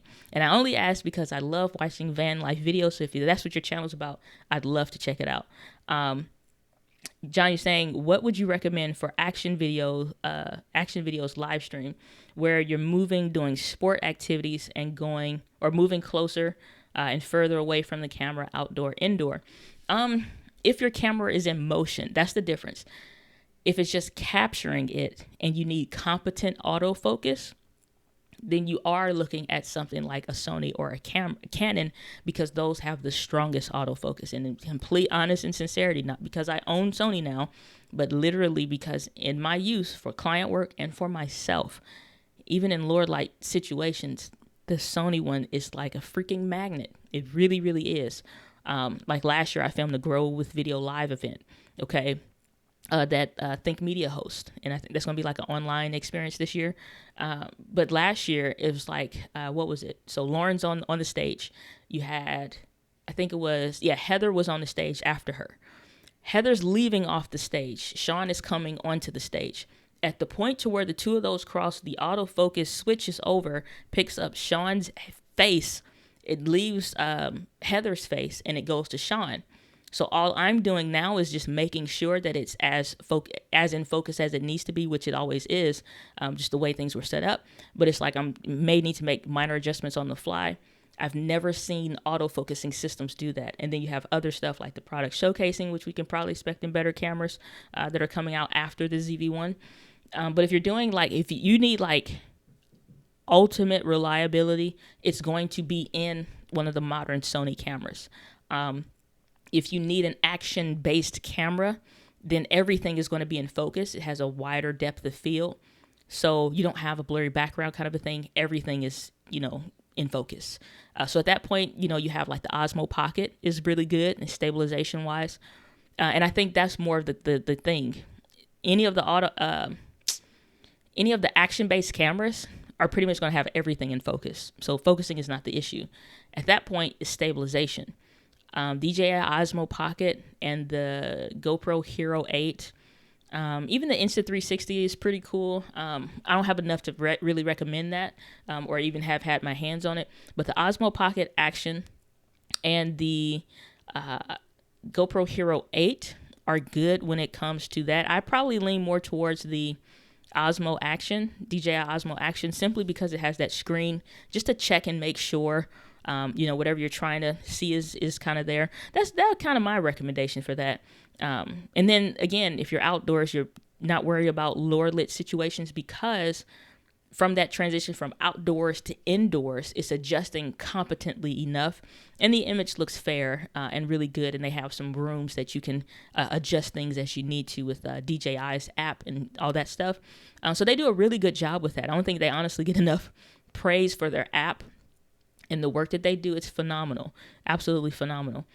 So it just depends. Like, do you need something more stationary? Then you can consider more of an interchangeable lens camera if that's not overkill. If you just need something that's small, compact, because you're in motion, you need better stabilization, you're looking at an action camera like the Osmo Pocket, Insta360 1 potentially, or the GoPro Hero 8. So I would compare those options depending on what you're needing. Let's see here. Alrighty. So I think, okay. So y'all said I can't use the HDMI with Sparkle Cam, and HDMI, my computer doesn't have enough RAM. So that's honestly, I think, a bigger question or bigger problem, which absolutely makes sense. You have to have a competent PC. And again, that's what I'm saying. Like, I don't, because I don't use PC. So I have enough to do a tutorial for the setup of, but not to test the competency of it. So that's where, and I've honestly even thought about getting a good PC just for that, but I'm like, I don't really want to go down that road, because it honestly just be a waste of money for me, because I would never use it other than just for PC tests with cameras, and that's not enough. I won't say it's enough of my audience, because that's not true. It's just not enough for me to kind of do that. So that's all I can really suggest is, like you said, having good RAM. But the cool thing with PC though, Adam, is depending on what kind of computer you have. I've done this myself, just from simple YouTube tutorials, and I mean very, very simple. You don't have to be techie or whatever. It's literally like 4 screws for the space where you have to make sure you don't have any static electricity on your hand. And this is not a recommendation. This is education and for, what do you call it, for fun and for entertainment. So you mess your computer up, it's not on me, but it is an option. Replace the RAM. The RAM cards cost maybe, when I did mine for an older PC, maybe $70, $50 on Amazon or whatever. And you can find the one that goes with your computer. All you have to do is it's so silly. Listen, let me tell you exactly how this works. This is the RAM card. You push it down, it pops up. You pull that one out. You take the new RAM card, you push it in there, and you push it back down, and you put the 4 screws back. That is the process of replacing the RAM on a laptop. And then for like a computer, that's it. Push it down, it pops up. You pull that one out, you put the other one in, you push it back down, it clicks, and you put the 4 screws back over the case. So that's it. That's literally it. There's nothing more to it. So if you want to replace the RAM so that you can have a little bit better there, Adam, then that's what I would recommend. Oh, you asking Adam. So let's see here. Okay, I'm trying to scroll through the comments. My Castle Life saying, I went to film school, Los Angeles Film School, and you're 100% right. YouTubers are hard to please, LOL. They scrutinize your video and audio. And that's the only thing is that, and then too, people are fighting for attention. That's why I say, even to people like in the DMs, I'll say that on the streams constantly, if what you want is not what I am saying, the hell with what I am saying at that point, because it's not what you want. Why would you buy what I suggest? And you like, but I just wish at the end of the day, you could have all the features for a Sony, for example. And you like, yeah, but I just really wish I had a Canon. Get the Canon. You know what I'm saying? Like, that's where it's like, at some point you got to draw the line. And then too, like saying you went to film school, and it's like, you'll notice like you're focusing on storyline. You're focusing on angles. You're focusing on so many other things that have nothing to do with features and specs or whatever. And they'll probably have y'all use cheap cameras or just to make sure that you get the basics right on YouTube. Everybody's fighting for resolution or whatever, and they'll say certain things at times to do attention or to compare and say this, that, or whatever. And it's just like, I make money from YouTube and I make money from the channel. And when you guys purchase, thank you. Even like my new shirts, my video creator shirts that I just came out with. It's just like, so for those of you that bought shirts, thank you. And so it's just like, when you buy and you do stuff like that, it's just like, okay, great. But for me, because I've been in that position where I'm doing what I'm loving to do at the time, I was doing like small business tips, doing those kinds of tips and conversations. And it's just like, I just want a camera to be able to do that well. I wasn't talking about tech and gear. I needed to learn it at the time I was learning it so I could get better. And I'm like, there's nobody talking about this from the angle that makes sense for us. And then I just fell in love with it. And so here we are. But, they're focusing on telling a story, getting better at this, finding a system. And so YouTube just becomes like the rate that you'll see tech reviewers buy cameras, even at the rate I've even bought cameras, you'll never see a real person, filmmaker. They ain't doing all that. They'll, because they have to spend money to hire help, spend money for the foods, for the location, and so many other things. I didn't see that sticker pop up. It said it got a super fat.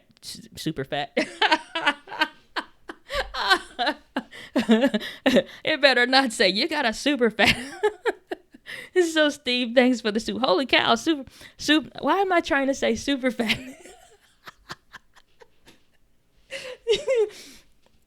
Got a super chat from Steve McRae Manager. Thank you so much from giving from your home to mine. I sincerely appreciate that. $50 saying you are so informative in saving your audience real money. Well, thank you so much. I appreciate that, Steve. Really, really, truly do. That means a whole lot. But yeah, it's just like I've been on that other end where, because I'm telling y'all, this was the honest to God conversation, and I wasn't even praying. I'm just kind of like, okay, Lord, help me out here. So there's rent, and then there's the camera that I wanted to buy, and I'm just using the little Canon like PowerShot whatever something. That was like $150 maybe, and I'm like, rent or the new camera, because $500 was just for the camera. So now you're looking at those cheapo Amazon kits, and you're like, oh, well, I could get this and that or whatever, not knowing all that stuff in there is trash, unless you find a good one. And then it's like, do I do this? Do I do that? And so $500, especially when you're not making, like, it's crazy. I make more money being full-time in my own business, doing my own thing, than I do at my job. I have more freedom and flexibility. When I first quit and I walked out the door, literally, I didn't think that I would be able to buy a camera, a computer, like, because I couldn't even do that stuff with my job, and I had a good job. You know what I'm saying? So you looking at the check, it's here. These are all the things you got to pay for. And now you like, well, let me just at least get a good meal tonight and buy some groceries and, whatever. So I didn't think I would be able to do all the things that I'm doing now. And honestly, for me personally, it's just like, I got to thank God, because that's all that it is for me. And it's just because some of this stuff don't make sense. So, however, my whole thing, though, to the point is like $500 is a lot of money. Drop $500 on the wrong thing and you can't even return it. And now you done bought all this stuff and you got all these things that don't make sense. Whereas maybe for $100 more, you actually get the thing that has a whole bigger ceiling or whatever, or will actually work for you. So, I said that I care because it's like, that was my story of getting the wrong thing. And so, it is what it is. So Adam is saying for a decent gaming type PC, it's close to $2,000. Crazy.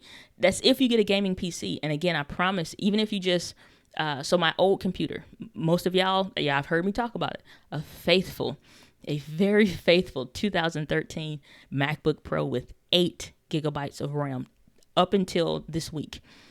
Before I just updated it with a new MacBook Pro that has, way more specs and features and all that stuff, because I'm doing video work and I needed it. But at the same time, it's just like, okay, what can I do with what I have? And so then I would have to work with different things to kind of shuffle around the use case or what have you. So now I don't. Bigger ceiling, much more breathing space, all of that stuff. But for PCs, you don't have to buy a whole new computer. It really is that easy. It's like, I promise you, if you look into your computer, it's probably even if you go from, like, let's say maybe probably at 8, like I was, if you're at 8, even the jump to 16 is a ton. It's a ton. So you can get, and that's how they're priced. It's like for what you need it for, efficiency, and then for the amount. So even if you got a 16 or 32 gigabyte RAM card, on Amazon, you can find those, and you can put in like your make and model to make sure it'll be the right one. It's really only about $80, maybe $100 or $150, and that's so much more cheaper than spending $2,000 on a whole new computer, or if that's the case. So that's my whole thing. Even if you buy the card and you say, I don't feel comfortable doing it, I promise you can call any of your local computer tech shops, or even like Micro Center, which is a little bit bigger brand. They're in certain locations. You can say, hey, I have a brand new RAM card that I want installed, and you're just paying for the installation at that point, which again, it could be $50 because it's not much. It's the 4 screws. You replace it, put in, and that's it. And that's it. Put them screws back, and you off to the races. You don't need another PC. And that's the one thing with PC, it is easier to replace those. So that's the only thing. So Walter, Jeanette, good to see you, brother. Glad that you are here. Saying content is king. The look will attract, but the sustenance will increase that sub count. You got that right, brother. And sustenance makes me think of food, because I haven't eaten yet. So, but yeah, the sustenance, or as he's corrected, the substance. Either way, It works just the same. But it's like, yeah, it's like if the content sucks, if the tutorials were long, it don't matter if it was 4K, 30, 60 frames per second, 3,000 megabit, like it don't matter. Y'all would be like, this, whatever, it's lame. I'm leaving. And so it is what it is. But Mike Castle Life saying, as my friend Sean Kenna would say, you got to just press record. Indeed you do. Indeed you do. And most people will use specs and the camera and the features and the whatever as for the reason as to why they don't show up. That's why I said I believe video is the most important thing. On my channel, I talk about helping you to simplify creating videos because video in essence is the most important thing. I didn't say specs. I didn't say features. I think there's a limit to what, like in standard creator category. And then I have the advanced creator category, which is how I segment cameras so that you can see where you sit. And I could probably do a video around that, dedicated video. But honestly, other than those two pillars, it kind of don't matter because showing up and doing the content is better. Getting consistency under your belt is better and all of that. So, you know, it is what it is. So Walter is saying, I think Sony gives you the best all-around autofocus, color science, image quality. And that's coming from somebody that owned like 17 cameras. Walter don't own 17. He probably owned like 4 or 5, if I recall from our last conversation, saying Fuji is the next outlier that I think can make a push for the top in the next couple years. I think they could do it in the next year, honestly. I just don't like those dials on the top. Like, make one with dials or something, and then make one without. Or make the dials up. I don't know. Figure it out. Something. I'm trying to do this on the top of my camera. It's so weird. I don't like that, personally. That's why I didn't choose them. Otherwise, they're great. And the recording limits. But otherwise, they're great. Shahana Style, is that right? Let me know if I say that wrong. Good to see you. Glad that you're here. Saying that power adapter, I guess for the Canon, it could be an auto check there or a spell check saying was the first purchase I made. 30 minutes shut off was not going to work for me. Sure enough, got that right. So to that 30 minutes, and most people will say, well, my videos aren't that long. Real use case, sitting down, recording multiple videos. If you're doing a month worth of content, you're batch producing your content. So you're recording video after video after video. I literally recorded like 4 episodes for a new show. I was thinking like a Q&A, a live Q&A, not a live Q&A, but like a question and answer show. So I had some of my friends submit audio things and kind of bring that in.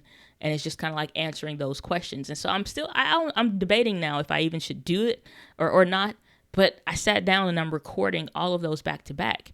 So I still need to decide if I want to release that as an actual, like a live Q&A show, one question, one answer kind of a thing. Because it's just like, now that I think about it, it's just like, I don't know yet. So, but point is 30-minute recording limit, record a few videos. And that's just like sitting down, doing my takes, knowing what bullet points I want to hit because I don't use a teleprompter. I know some people recommend that. Me personally, it's just not my thing. I wanted to get better at speaking publicly, being able to have a cohesive and competent thought live and in person or whatever, just for speaking purposes. I needed to get better at that. And so I used video as a way to help my speaking. So you're sitting down, you're recording a video, and you're doing that one by one by one. You can knock out 4 videos, have a month worth of content if you're releasing 1 video a month. Now you're stopping because in between takes and mess ups and so forth, or you find a way to say something better or what have you. Maybe you need to stop and use the restroom, whatever. Like, unless you're getting up to stop, the camera should be able to keep going, I think. And so that's why I say that recording limit, 30 minutes seems like a lot. It's really not. It's really not. So if you're just doing one video once in a while or whatever, then that's fine. I don't like to stop. Once I do a whole video, I don't really want to stop recording that. Multiple videos, yeah, I'll break that up. But just the ability, especially if it's a long form piece of content, like I did, I'll be releasing over the channel my leap into live stream talk that I did with EcammLive. That whole video was an hour. It actually was longer than an hour, and I cut off like 20 minutes of the training. But that video, I'm sitting down and I'm doing one whole take of that entire training, and I'm sitting at my desk like this. So if you were a part of that leap into live stream, you saw that. I didn't do no whole bunch of takes for that. I had my notes, and I went and I knocked it out, and that was it. So that 30 minutes ain't no joke. So Moag mesmerized, bro. That picture gets me off the whole time. Like, it just throws me off. It's like a video game, and you're on that real hard boss level, and this just the music switch over, and it just you hear the drums beating in the background, your heart racing, your palms getting sweaty, and you just trying to beat the boss. That's what your thumbnail makes me think of, a bad boss level on a game that I can't beat. So you're saying I just got my Sony A50-100 yesterday, and I'm messing around with the settings. I think I am warming up to it. I am missing out on how to, I get my EFM 22 F2. So EFM is for Canon M50. So do you have the Sony or you got the M50 to make my M50 look so good? I guess maybe you got both. It sounds like you got both. So the EFM, that's the Canon mount, the 22 millimeter F2 prime. I had that lens, and the M50 make it look better. Light is the secret sauce behind lenses and the use case. Lights, every single time. Lights. Lights. Okay, seriously, because let's say, so this is my light. I'm turning that off, right? Y'all see this, only this light right over here. If the temperature changes, the white balance changes.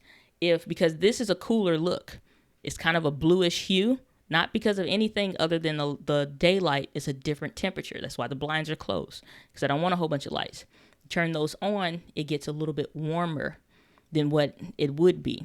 Lights is going to make the difference. If you have a better lens, you need lighting, period. If the light goes dimmer, the white balance shifts. If you're changing tones from, a warmer light like you'd see in your house or something like that, kind of like that yellowish hue, just something like this, a little bit more daylight temperature that's slightly kind of a bluer hue or cooler tone, you need to adjust some other settings, like for real, check the white balance, and then again, lights.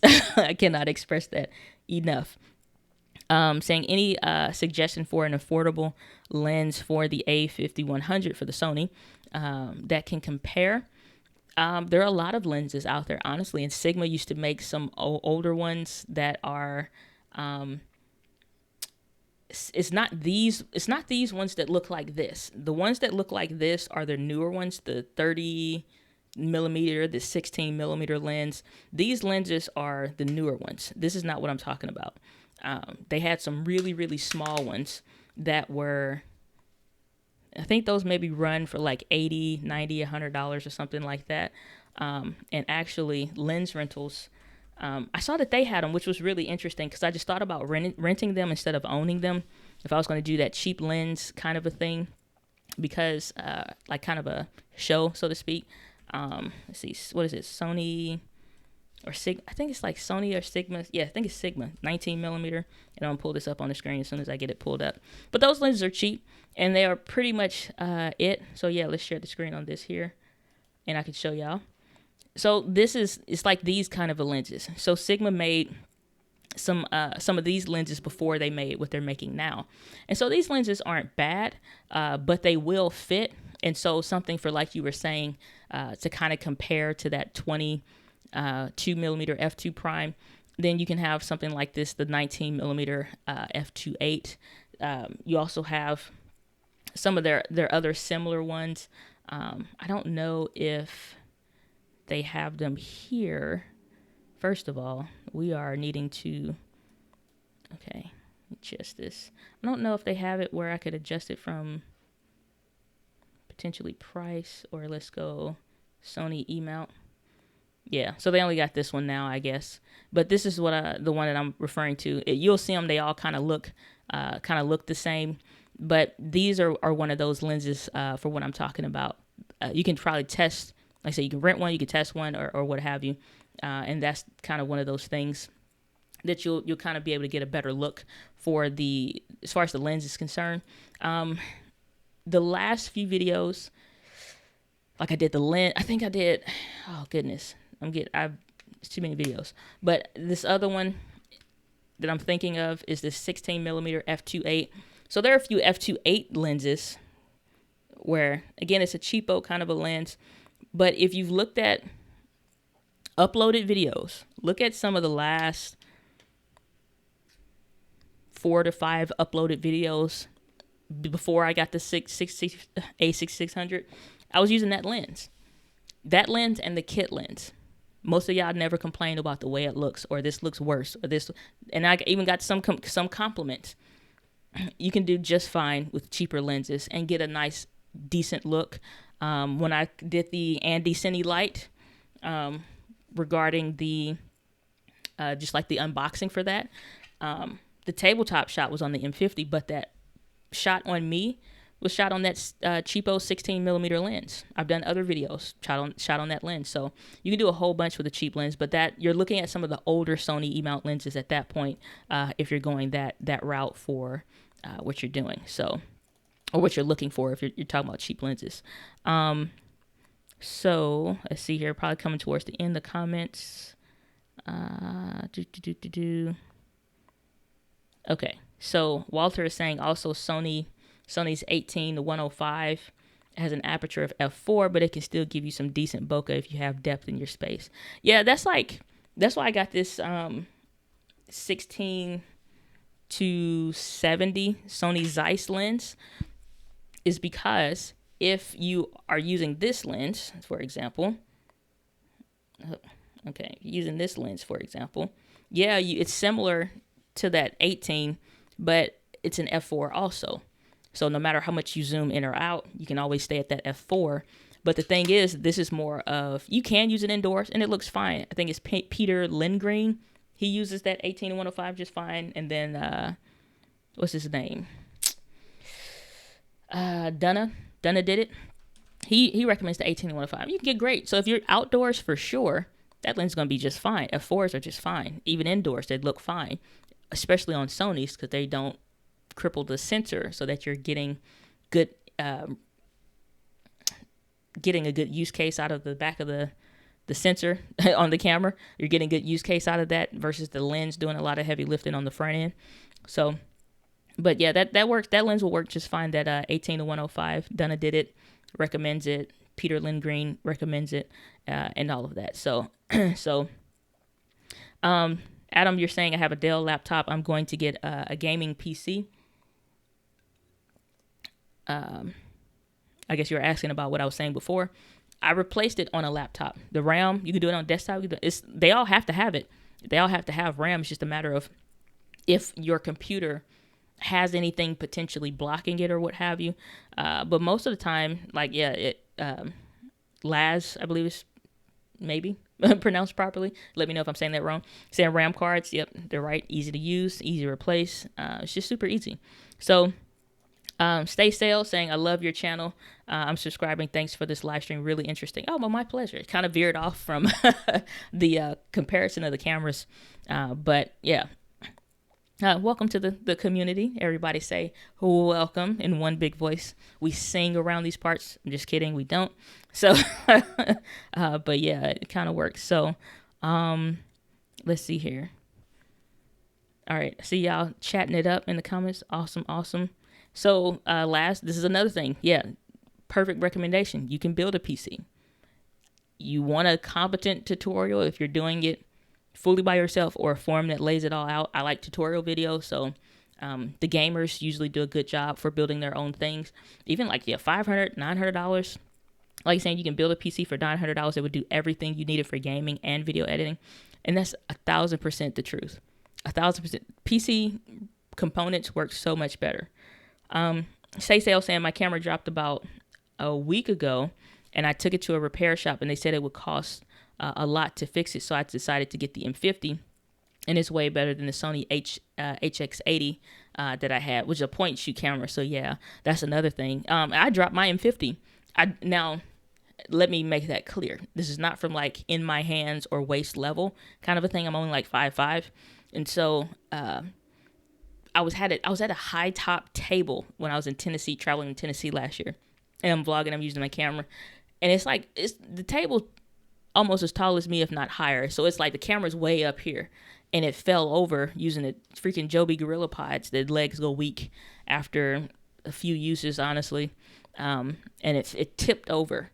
I thought the camera was fine, and now it's like whenever you put a memory card in it and you you touch you touch and you kind of grab, it just starts recording. So, I mean, it's fine if you're doing videos all the time, but it's frustrating otherwise when you're not trying to record. But it's like, what was the repair is $250. The camera is like $500 now. So I'm like, I don't even use the camera actively for video like that. I'll use it for tutorials now because I don't really need it any longer, and it's not my main camera, nor was it ever supposed to do all the stuff that I'm doing for my video work. It's just something that was a camera for me. But you know, it's like, yeah, if the cost is going to be more or as much, it's just like it's just worth it to get a new camera, unless you got like insurance on it or something. Let's see here. Okay, y'all talking about it. So, the Cutting Edge TV, good to see your brother saying, hey, checking in. Just wanted to say what's up. Well, good to see you. Glad that you are here, dropping in, showing some love. Appreciate that. Moag Mesmerized saying, MacBook Pro. I'm guessing MPB. I'm very new to the camera game. As a therapist, I am now Zooming my clients, and I really want to level up to look more professional. As this is looking like the new normal. Oh, you're saying that's Walter, so. But yeah. All right, so far as I can see, Walter is lying in the comments saying I don't own that many. I'm trying to consolidate. Walter owns 17 cameras. If you would like to do a free camera giveaway, go to walterjeanette.com. No, just kidding. So, let's see here. Walter's saying I've been working so much I haven't had the time I want to put out content, but I'm about to take vacation. Okay, well that's cool. It said just to push out some new stuff. Awesome. Alrighty. Like Mesmerized saying, question, I have a dummy battery for the A5100 and I'm seeing that the percentage slowly go down. If you're using a dummy battery, it shouldn't show any power. It should just show the battery symbol, unless the older ones are slightly different, but it should just show the battery percentage symbol or whatever, not necessarily percentage, but the battery icon, and then just like a charging cable on the side of it, and that should be it. It shouldn't show an actual, like it's a real percentage or something like that, or at least mine don't do that. So I'm not sure what's up with that.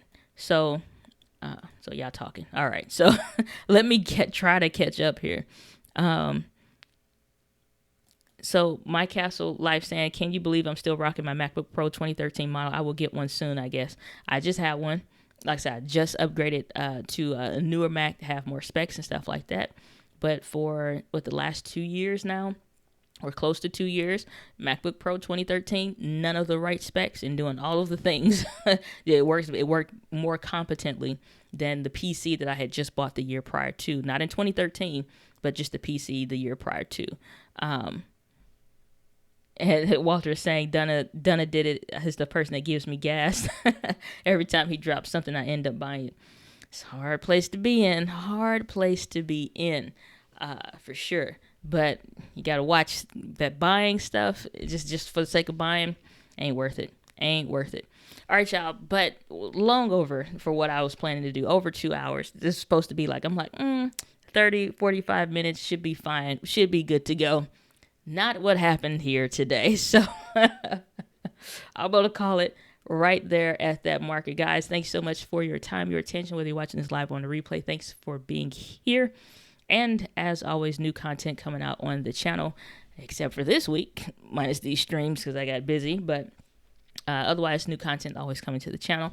We'll see if I drop any of those new series that I've been planning. But otherwise, should be some more tutorials and things like that coming as well, especially regarding the Sony cameras, because I think I have given the Canons as much love as I could possibly give up until this point. So off to the Sony land. So with that, guys, live with passion. I'll see you on the next video. Y'all have a great week and a great weekend. Take care.